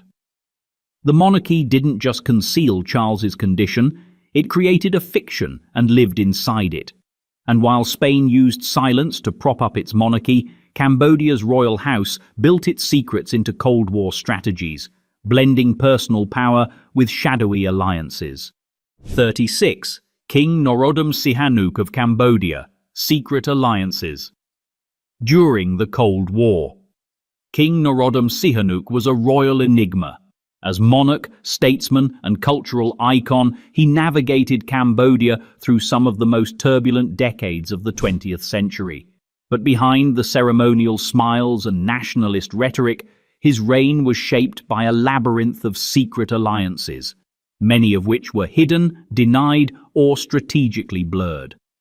During the Cold War, Sihanouk sought to keep Cambodia neutral. Officially, he opposed American intervention and distanced his country from Western powers. Unofficially, things were murkier. He was accused of cutting quiet deals with both Communist China and North Vietnam, allowing arms and troops to pass through Cambodian territory in exchange for promises of sovereignty. US intelligence suspected it. Cambodian opposition leaders insisted on it. But the documentation, if it existed, was never released. The ambiguity served him well, until it didn't. In 1970, Sihanouk was deposed while abroad, and the country plunged into civil war. Even after being restored to power in later years, the specifics of his Cold War-era decisions were never fully addressed. The cover-up wasn't about one act. It was about maintaining deniability in every direction. A monarch playing both sides of the chessboard and pretending not to play at all. And in the shadows of his court, another queen across Europe was falling, not in war but in scandal, her image rewritten, her affairs erased, and her downfall neatly folded into a sanitized national narrative. 37. King Peter III, Catherine the Great's coup and associated secrets, Russia, 18th century. When Peter III took the Russian throne in 1762, he barely had time to warm the seat. His reign lasted just 6 months, short, chaotic, and suspiciously doomed. Officially, he abdicated. Unofficially, he was removed by a coup led by his wife, the woman history would remember as Catherine the Great. The official story was scrubbed and politically convenient. Peter was incompetent, unpopular, and voluntarily stepped aside for the good of the empire. Catherine, the capable visionary, simply filled the void. But beneath that narrative was a far less polished truth. Peter was overthrown in a military-backed plot orchestrated by Catherine and her allies. Within days of his abdication, he died under mysterious circumstances in captivity. The cause? Officially, a sudden illness. Unofficially, foul play. Documents vanished, testimonies conflicted. Autopsies were either never performed or never released. Catherine's regime worked hard to cement the image of her as a savior empress, ushering in enlightenment and order. Any record that suggested otherwise, that hinted at betrayal, manipulation, or murder, was quietly buried. Peter's supporters were exiled or silenced. His legacy became a caricature. The real scandal isn't just what happened to Peter, it's how thoroughly his downfall was erased, rewritten into a prelude for Catherine's golden age. The empire, it seems, preferred its legends clean, even if history was not. And as Russia recast its coup as progress, Spain once again opted for censorship. This time of a queen's reputation, one affair at a time. 38. Queen Isabella II of Spain. Personal indiscretions. Lovers suppressed. Queen Isabella II of Spain ruled from childhood and was removed by exile. A trajectory marked by upheaval, revolts, and more than a few secrets. Her reign, from 1833 to 1868, was punctuated not just by political instability, but by persistent rumors of romantic entanglements, alleged affairs, and questions about the paternity of her children. Isabella's marriage to her cousin, Francisco de Assis, was more contractual than affectionate. Contemporary observers, including foreign diplomats, noted the couple's cool relationship and the Queen's apparent emotional distance. Soon, speculation arose. Was the royal bed cold by design? Were others warming it in secret? Despite the rumors, some whispered, others printed, the Spanish press remained largely restrained, whether out of loyalty, censorship, or fear. Gossip was confined to diplomatic circles and foreign publications. At home, the monarchy projected normalcy, presenting Isabella as a devout ruler and mother. After her overthrow in 1868, more candid assessments began to surface. Exiled writers and Republican critics painted a portrait of a monarch whose personal life undermined her political authority. Still, official Spanish histories remained vague. Names were avoided, accusations were couched in euphemism. The full truth, whatever it was, never made it past the palace walls. In the end, Isabella's reputation was managed through omission, not denial. Her story wasn't rewritten, it was merely left incomplete. But while Spain covered up its queen's private life, Norway's royal family faced a quieter challenge, preserving dignity while quietly smoothing over their own indiscretions. 39. King Olav V, Harald V, Norway. Concealed affairs or scandals? Norway's monarchy has always prided itself on discretion. Less ostentatious than their European counterparts, the Norwegian royals operate under a code of modern simplicity and quiet dignity. But simplicity, as it turns out, can still harbour secrets. Though rarely discussed publicly, whispers have long surrounded the personal lives of King Olav V and his son Harald V. These rumours range from discreet affairs to unacknowledged relationships, often discussed in Scandinavian social circles but never confirmed by any official source. Norwegian media, bound by a blend of legal privacy protections and cultural restraint, rarely publish speculative content about the royals. This quiet pact has created a peculiar situation. The monarchy remains popular largely because it has never been forced to explain itself. Any potential scandals are met with silence, not spin. Stories disappear from circulation. Journalists politely look away. And the palace issues no comment, because commenting would acknowledge there was something to conceal in the first place. Whether the rumours have basis or not is beside the point. The system ensures they never rise above a whisper. In Norway, discretion isn't just practiced, it's perfected. But while Norway uses silence to avoid scandal, other monarchies developed even more complex strategies, like rewriting abdications, erasing family deals, and pretending that leaving the throne was always part of the plan. 40. The secret abdication negotiations. various monarchies, e.g., abdications under pressure. Abdication is rarely spontaneous. It's often portrayed as a noble act, a monarch stepping aside for the good of the realm, the health of the state, or the demands of history. But in reality, many abdications are less about self-sacrifice and more about quiet deals made in darkened rooms with lawyers, ministers, and carefully redacted agreements. Whether it's King Edward VIII of Britain, King Juan Carlos of Spain, or lesser-known rulers across Europe and beyond, these transitions often involved behind-the-scenes bargaining, immunity from prosecution, financial guarantees, preservation of titles, and, above all, discretion. The deals are not recorded in the public record. They're buried in private correspondence, legal loopholes, and verbal promises between the Crown and the government. In some cases, abdication is presented as voluntary when it is anything but a forced exit repackaged as a dignified retreat. Even in democratic countries, the press is often complicit. Coverage is softened, public opinion massaged, and the transition choreographed to look smooth. What's missing is the paperwork, and that's intentional. Because the real scandal isn't just that kings step down, it's that when they do, they take their secrets and their settlements with them.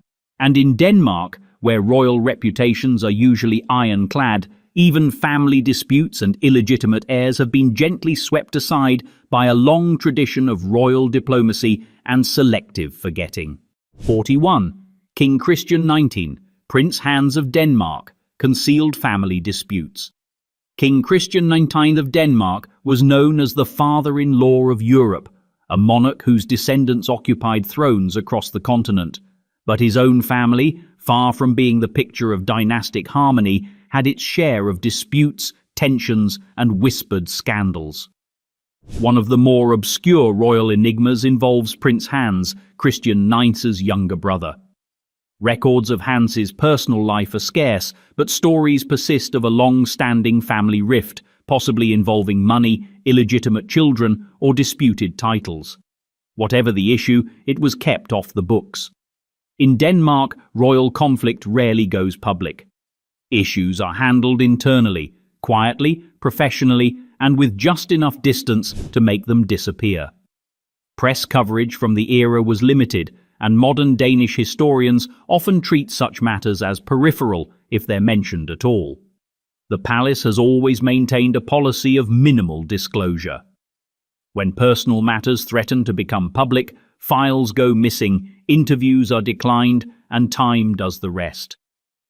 And so the disagreements, whether over inheritance, titles, or lineage, were never fully recorded, never openly discussed. Only the absence remains, along with a few suspicious silences in otherwise tidy royal histories. But in Prussia, one king's personal life couldn't be erased so easily, because his reputation, even centuries later, still challenges the line between leadership and self, and what a king was allowed to be. 42. King Frederick the Great's sexuality and private life. Prussia, Germany, 18th century. Frederick the Great was a military genius, an enlightened monarch, and a prolific philosopher-king. But his personal life, particularly his sexuality, has remained one of the more carefully tiptoed topics in European royal history.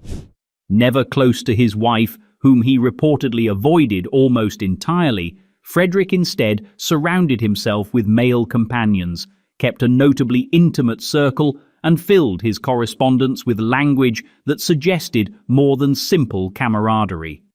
One friend in particular, Hans Hermann von Katter, became the center of scandal in Frederick's youth. When their relationship raised concerns, Frederick's father, the intensely conservative King Frederick William I, had Katter executed in front of the young prince. Later, as king, Frederick maintained a public image of strict discipline, but behind the scenes, his personal life was deliberately shielded, letters were edited, memoirs were censored, The possibility of romantic relationships with men was neither confirmed nor directly denied, just carefully unspoken. Modern historians are divided. Some argue for a nuanced reading of the evidence. Others call the suppression a deliberate erasure of truth. What's undeniable is that the Prussian state had no interest in letting the king's private identity complicate his public image, and so Frederick remained great while the full scope of who he was remained tucked away in archives, memoir fragments, and lines written between the lines. 43. Hidden marriages, morganatic marriages in European dynasties. For centuries, European royal families lived by one strict rule. Marriage was not about love. It was about lineage. A royal could fall in love with anyone, but marrying below one's station was another matter entirely. And so, the concept of morganatic marriage emerged. Legal unions in which the spouse and any children were denied dynastic rights. The love could be real. The legacy, erased. These marriages were often hidden, minimized, or denied outright. Archdukes, princes, and even kings would quietly marry commoners or women of lower nobility, but the official record would either omit the union or file it under polite euphemism. Some spouses were given honorary titles, but not treated as equals. Their children grew up in a strange half-world, royal blood without royal recognition. In some cases, even their names were altered in the family register. The Habsburgs, the Romanovs, the German principalities, all engaged in this delicate charade. The purpose was control, allowing monarchs to follow their hearts so long as the dynasty's bloodline remained intact, undiluted, and politically presentable. And when these relationships became inconvenient, they were papered over, quietly annulled, or sealed behind unspoken agreements. It was monarchy's most paradoxical game, acknowledging love while pretending it didn't count. And if marriage could be rewritten in the footnotes, then Versailles was where truth went to be dressed up, powdered over, and hidden behind curtains of performance and perfume. 44. The Versailles sexual scandals and court intrigues. Under Louis XIV, the court of Louis XIV, the Sun King, was not just a political centre, it was a theatre of reputation, desire, and deceit. Versailles glittered with controlled chaos, hundreds of nobles jockeying for power, gossip, and favour. But beneath the powdered wigs and gold panelling was a palace crawling with secrets, affairs, rivalries, clandestine relationships, and coded scandals the public never saw. Louis himself had numerous mistresses, some official, others kept out of view. His relationships with Madame de Montespan and others were openly acknowledged, but the true scale of courtly entanglement went far deeper. Secret liaisons occurred in hidden corridors, back chambers, and garden alcoves. Illegitimate children were born, and in many cases discreetly legitimized when it suited the crown. Rumors of same-sex relationships, illicit pregnancies, and whispered blackmail circulated constantly. Yet the palace machine was designed to absorb and neutralize scandal. When the affair of the poisons broke, implicating many nobles in dark dealings, Louis moved swiftly to suppress the most dangerous rumors, sealing testimonies and quietly ending inquiries that reached too close to his inner circle. Court historians were instructed to clean the record. Gossip was left to letters and memoirs, which conveniently survived long after the official archives had been edited. Versailles was not a sanctuary, it was a labyrinth. And the true art of Louis XIV's reign wasn't just centralizing power, it was making sure that power looked divine, even while it lived like everyone else. And behind those golden gates, another kind of secret lingered, not about who the royals loved, but about whether they were royals at all. 45. The secret origin, parentage controversies in many monarchs. Every royal house rests on one assumption: the heir is legitimate. That assumption, when questioned, threatens everything: succession, politics, public trust. So when doubts arise about a monarch's true parentage, the response is often swift, silent, and suffocating. Throughout history, whispers have followed certain heirs. Rumors of swapped infants, extramarital paternity, or cover-ups involving stillbirths replaced with convenient substitutes. In some cases, suspicious gaps in birth records or conflicting eyewitness accounts fuel speculation. In others, portraits are altered, diaries redacted, midwives silenced. France had whispers about Louis XVII. Russia had rumors about the Romanov children. England, too, has faced quiet speculation surrounding certain royal births, always denied, always footnoted, never fully resolved.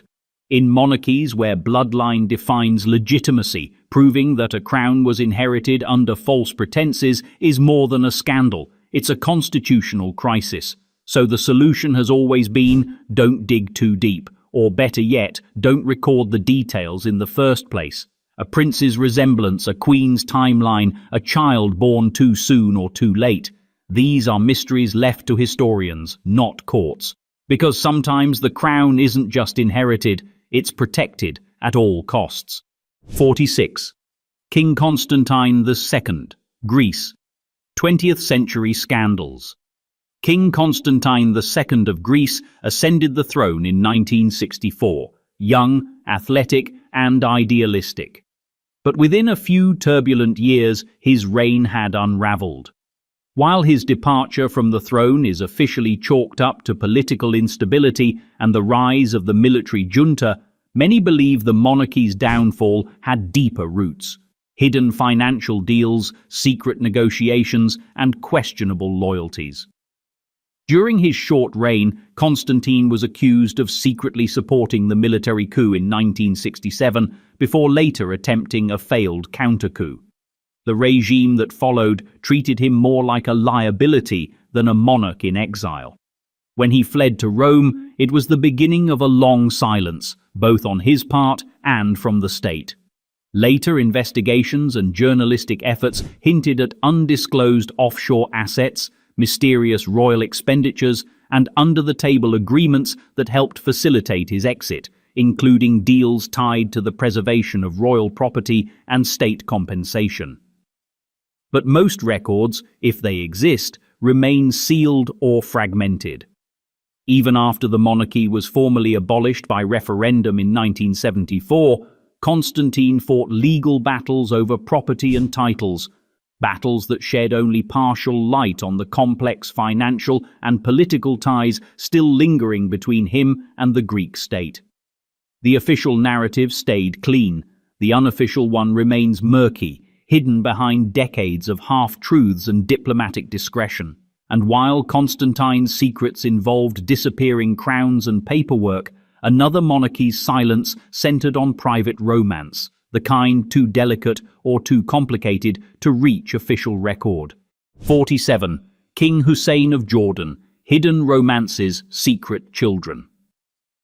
King Hussein of Jordan ruled for nearly 5 decades, navigating regional wars, internal reforms, and the delicate balancing act of Middle Eastern diplomacy.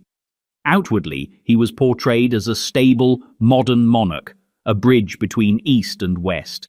But behind the polished public image, his private life was filled with rumors the Hashemite court never addressed. Hussein was officially married 4 times, with children from those unions playing key roles in Jordan's royal future. Yet persistent reports circulated about additional romantic relationships outside of these marriages, and possible unacknowledged children born from them. These stories, largely absent from official biographies, came from foreign journalists, diplomatic cables, and occasional leaks from palace insiders. The royal court maintained total silence, as did the Jordanian press, which operates under strict limitations when it comes to reporting on the monarchy.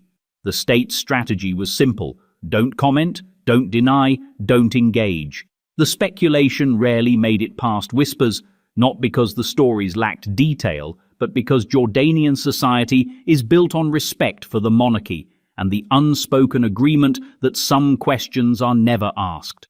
Whether these relationships existed or not, the real cover-up lies in the structure that ensured they were never seriously investigated.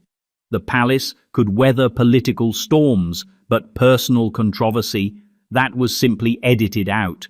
And where Jordan buried its secrets under loyalty and censorship, Iran used dynastic grandeur and buried archives to hide something far more enduring: a legacy of corruption, addictions, and conveniently forgotten deals. 48. Qajar, Pahlavi dynasty, Iran. Hidden corruption, opium profits, mistresses. Iran's royal dynasties, from the opulent Qajars to the modernizing Pahlavis, were no strangers to scandal. But few monarchies so thoroughly scrubbed their reputations with such intensity, especially when it came to hidden wealth, personal indulgence, and quiet betrayals. The Qajars, who ruled into the early 20th century, built vast personal fortunes during an era of foreign influence and internal decay. Behind their royal decrees were lucrative arrangements with British and Russian interests, often involving opium. While publicly opposing the trade, the Qajar elite were accused of quietly profiting from it, with vast sums stashed in private coffers. The records? Rare, edited, or lost. When the Pahlavi dynasty took over in 1925, the pattern didn't vanish. It evolved. Reza Shah, and later Mohammad Reza Shah, preached reform and nationalism, but both faced recurring allegations of hidden wealth, offshore accounts, and illicit dealings with Western powers. Personal relationships, mistresses, secret marriages, were shielded from the press by palace control and authoritarian oversight.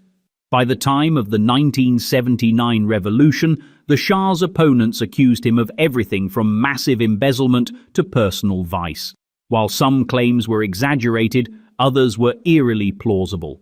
After the monarchy fell, the new regime exposed partial files, conveniently curated to justify their narrative, while others were destroyed or locked away. The monarchy's wealth didn't vanish, it moved into exiled accounts, European properties, and forgotten trusts.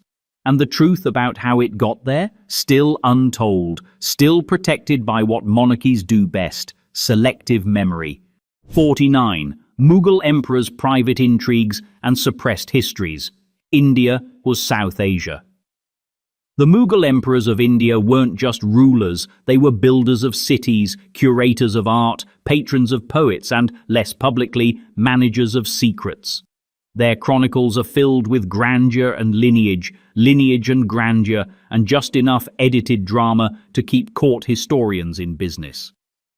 But the true heart of Mughal rule was not just on the battlefield or in the marble halls of Agra, it was in the hidden quarters of their palaces, behind the intricately carved jali screens where politics met personal vendetta. Official Mughal history is largely drawn from royal biographies like the Baburnama, Akbarnama, and Shah Jahannama, grand lyrical texts written under imperial patronage. They are full of righteous battles, enlightened governance, and the occasional awkward admission of familial tension. What they tend to omit are the deeper shadows of the harem, the succession conspiracies buried under layers of gold silk, and the complex, dangerous role of royal women whose influence often rivaled the emperors themselves. The Mughal system of succession wasn't based on primogeniture. There was no neat first son inherits all protocol. Instead, it was survival of the fittest, literal, political, and sometimes lethal. Brothers went to war, sons turned on fathers. Advisors plotted while poets penned verses about eternal order. Many princes died suddenly. Many rival claimants were quietly dispatched to remote forts or conveniently forgotten rooms. The official chronicles framed it all as destiny, divine will, or natural causes. There was very little footnote space for ambition and poison. And then there was the matter of concubines. While Mughal emperors officially had one queen consort, especially those with Persian or Rajput diplomatic marriages, they also maintained massive harems, sometimes consisting of hundreds of women. These women weren't just for show, they were power brokers. Some gave birth to future emperors, others acted as political informants, still others simply knew too much. Their names, when recorded at all, were usually replaced with epithets. The Rose of the Court, she who turned the king's ear, never specific enough to trace, always elegant enough to distract. Historians have long suspected that significant portions of the Mughal court record were either lost, destroyed, or censored after the fact, especially during transitions of power. Some rulers were obsessed with controlling their legacies. Shah Jahan, for example, famously commissioned elaborate buildings to memorialize love and death, but very little remains of the personal correspondence between him and his powerful daughter Jahanara, or of his final years under house arrest by his son Aurangzeb. Aurangzeb himself, known for his religious conservatism and stern rule, oversaw a transformation of the Mughal court's tone from celebratory pluralism to rigid orthodoxy. Unsurprisingly, many records from his reign and after were destroyed or sanitized, particularly those involving the arts, internal dissent, or his treatment of rivals. What remains of the Mughal intrigues is fractured, part history, part folklore, part intentional omission. The emperors ruled an empire of marble and dust, but their secrets were carved in smoke. And while India's royal histories were erased with calligraphy and courtly discretion, China's emperors mastered an even more refined art, turning history itself into a weapon of silence. 50. Chinese imperial dynasty's palace. Intrigues, eunuch, concubine scandals. In imperial China, where dynastic legitimacy was everything and memory was managed by state scribes, the real stories were often locked away before ink ever touched parchment. The emperor was the son of heaven, the dynasty was eternal until it wasn't, and the past was curated for harmony, even when it reeked of betrayal, jealousy, and whispered rebellion. Inside the Forbidden City, or the walled compounds of earlier capitals, the imperial court was less a government and more a pressure cooker. With thousands of eunuchs, hundreds of concubines, and a web of bureaucrats all vying for influence, palace life was a constant negotiation between visibility and erasure. Concubines, especially favored ones, could rise from anonymity to imperial power. Their children might become emperors, their rivals might disappear. But the official histories rarely named them, and when they did, it was usually in vague moralizing tones, too ambitious, too jealous, too beautiful. A conveniently fatal illness would strike, a palace accident would occur, the scribes would nod. Harmony was restored. Eunuchs, supposedly sterile and loyal, often held more power than ministers. In several dynasties, especially under the Ming, they controlled access to the emperor, led secret police networks, and even commanded armies. But their influence, too, was frequently buried after the fact. When a new emperor ascended, it was common to scapegoat the previous reign's eunuchs for all prior corruption, purge them, and rewrite the record to make the new regime seem pure by contrast. Then there were the darker scandals, poisonings, forced suicides, coups disguised as retirements, emperors who vanished or went mad, and heirs who were swapped or erased. But because Chinese history was written under the supervision of state historians loyal to the reigning emperor, these stories were either minimized, recast as morality plays, or excluded entirely. One of the most notorious examples comes from the Ming dynasty. The Tianqi emperor was deeply influenced by a powerful eunuch named Wei Zhongxian, whose abuses of power were so extensive they became impossible to hide, except they nearly were. It wasn't until the emperor's sudden death and the rise of a new regime that Wei's crimes were acknowledged, and even then they were framed to highlight the righteousness of the new rule. These cover-ups weren't sloppy, they were intentional, institutionalized, and in many cases brilliantly effective. In imperial China, forgetting wasn't failure, it was policy. And while China's secrets were tucked into palace walls and state-edited histories, Japan's monarchy practiced its own brand of concealment, one that required surviving not just time, but war itself. 51. Japanese imperial family, hidden wartime conduct, secret marriages or relationships. The Japanese imperial family is the oldest continuing hereditary monarchy in the world, a lineage that, on paper, stretches back more than 2 millennia. But longevity, as it turns out, is not synonymous with transparency.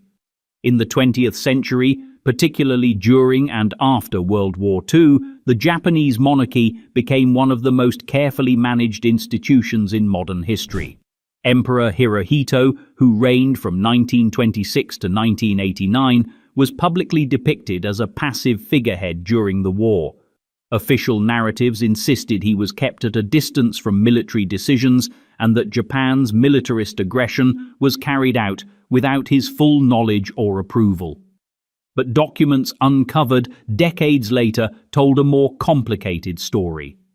Hirohito had been briefed regularly, signed off on key operations, and maintained consistent communication with top military officials. His wartime role was neither puppet nor commander, but something far murkier and far more politically dangerous to acknowledge in post-war Japan.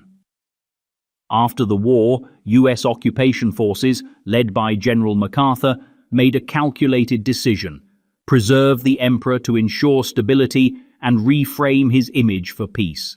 Many documents related to wartime planning were sealed, destroyed, or never translated.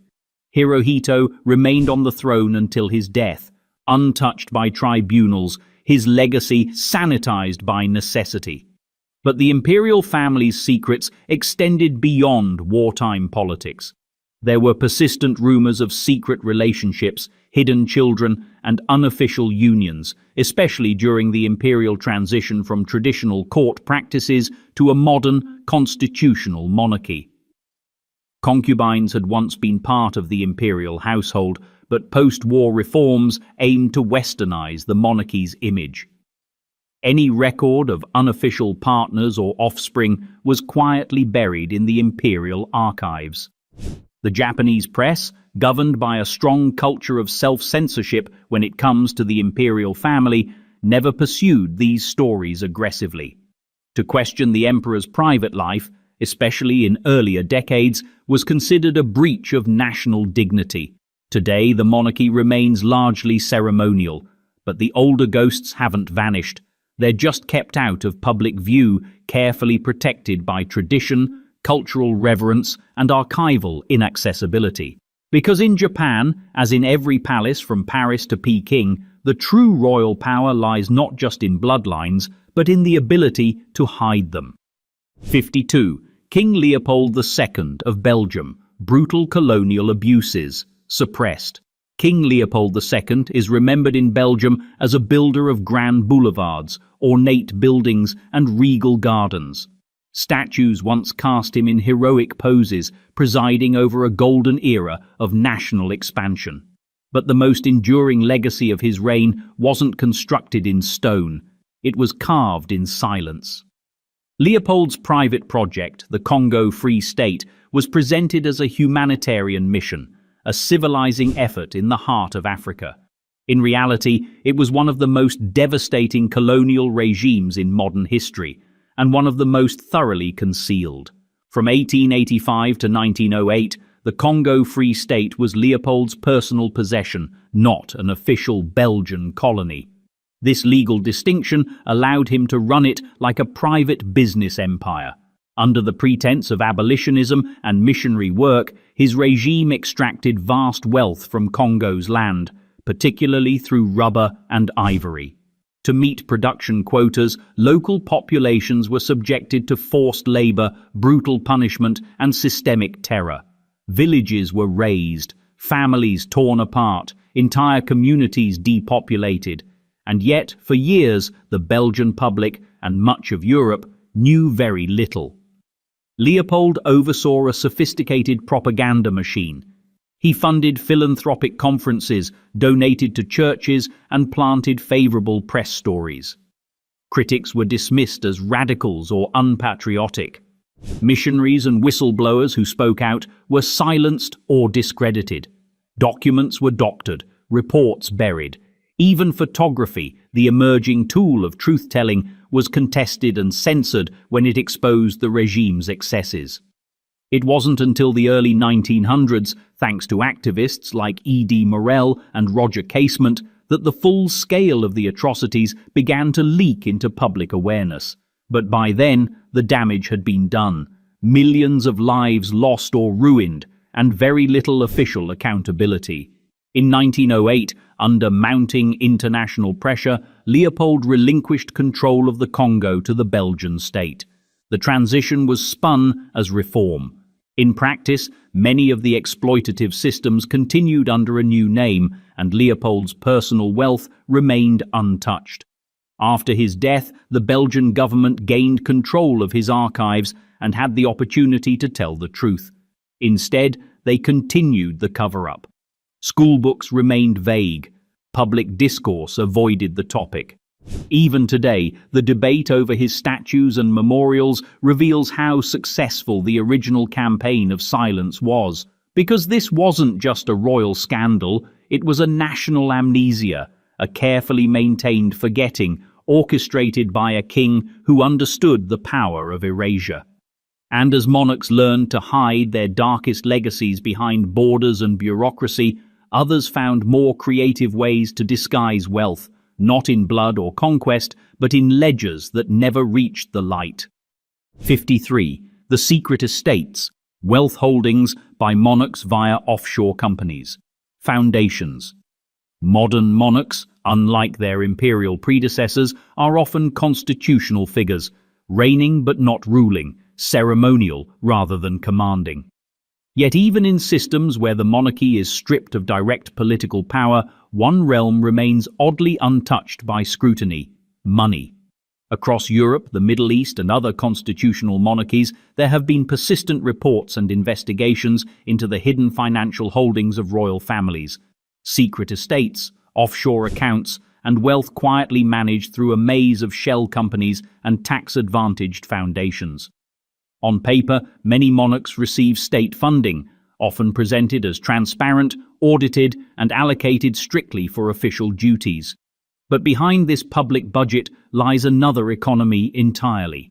In Spain, King Juan Carlos, already featured earlier for his offshore scandals, reportedly moved vast sums through Swiss bank accounts and foundations registered in tax havens. In the United Kingdom, the Paradise Papers revealed that the Duchy of Lancaster, which provides private income to the sovereign, had investments in offshore funds. Though technically legal, the optics were deeply damaging. In the Gulf monarchies, where oil wealth and royal privilege are inseparable, the lines are even blurrier. Family wealth, state assets, and national revenues often intertwine, with no clear distinction between personal and public holdings.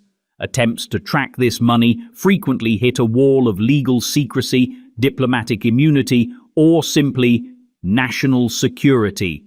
These holdings are often concealed through complex structures: trusts in the Caribbean, real estate portfolios in London or Geneva, foundations headquartered in Liechtenstein, shell companies scattered across jurisdictions with little reporting oversight. When leaks do occur, from whistleblowers, financial papers, or investigative journalists, royal households respond with carefully crafted statements, legal threats, or the tried-and-true tactic of strategic silence. The real scandal is not the existence of the wealth, it's the complete absence of transparency. Monarchies present themselves as symbols of continuity, heritage, and national unity. But when it comes to finance, many behave more like secretive multinationals, with legacy branding and offshore risk management. And while these systems may not involve direct criminality, they thrive in a moral grey zone, where what's technically legal is ethically invisible. Because even in a world of open data and financial disclosure, the oldest institution in the world still knows how to disappear into its own archives and reappear only in ceremony, crowned in plausible deniability. And with that, we conclude our descent through 53 of the worst and most quietly erased royal cover-ups in history. But make no mistake, these stories don't end here. They simply trail off, unresolved, lingering like the last page of a burned book, still warm, still smouldering, and still unread.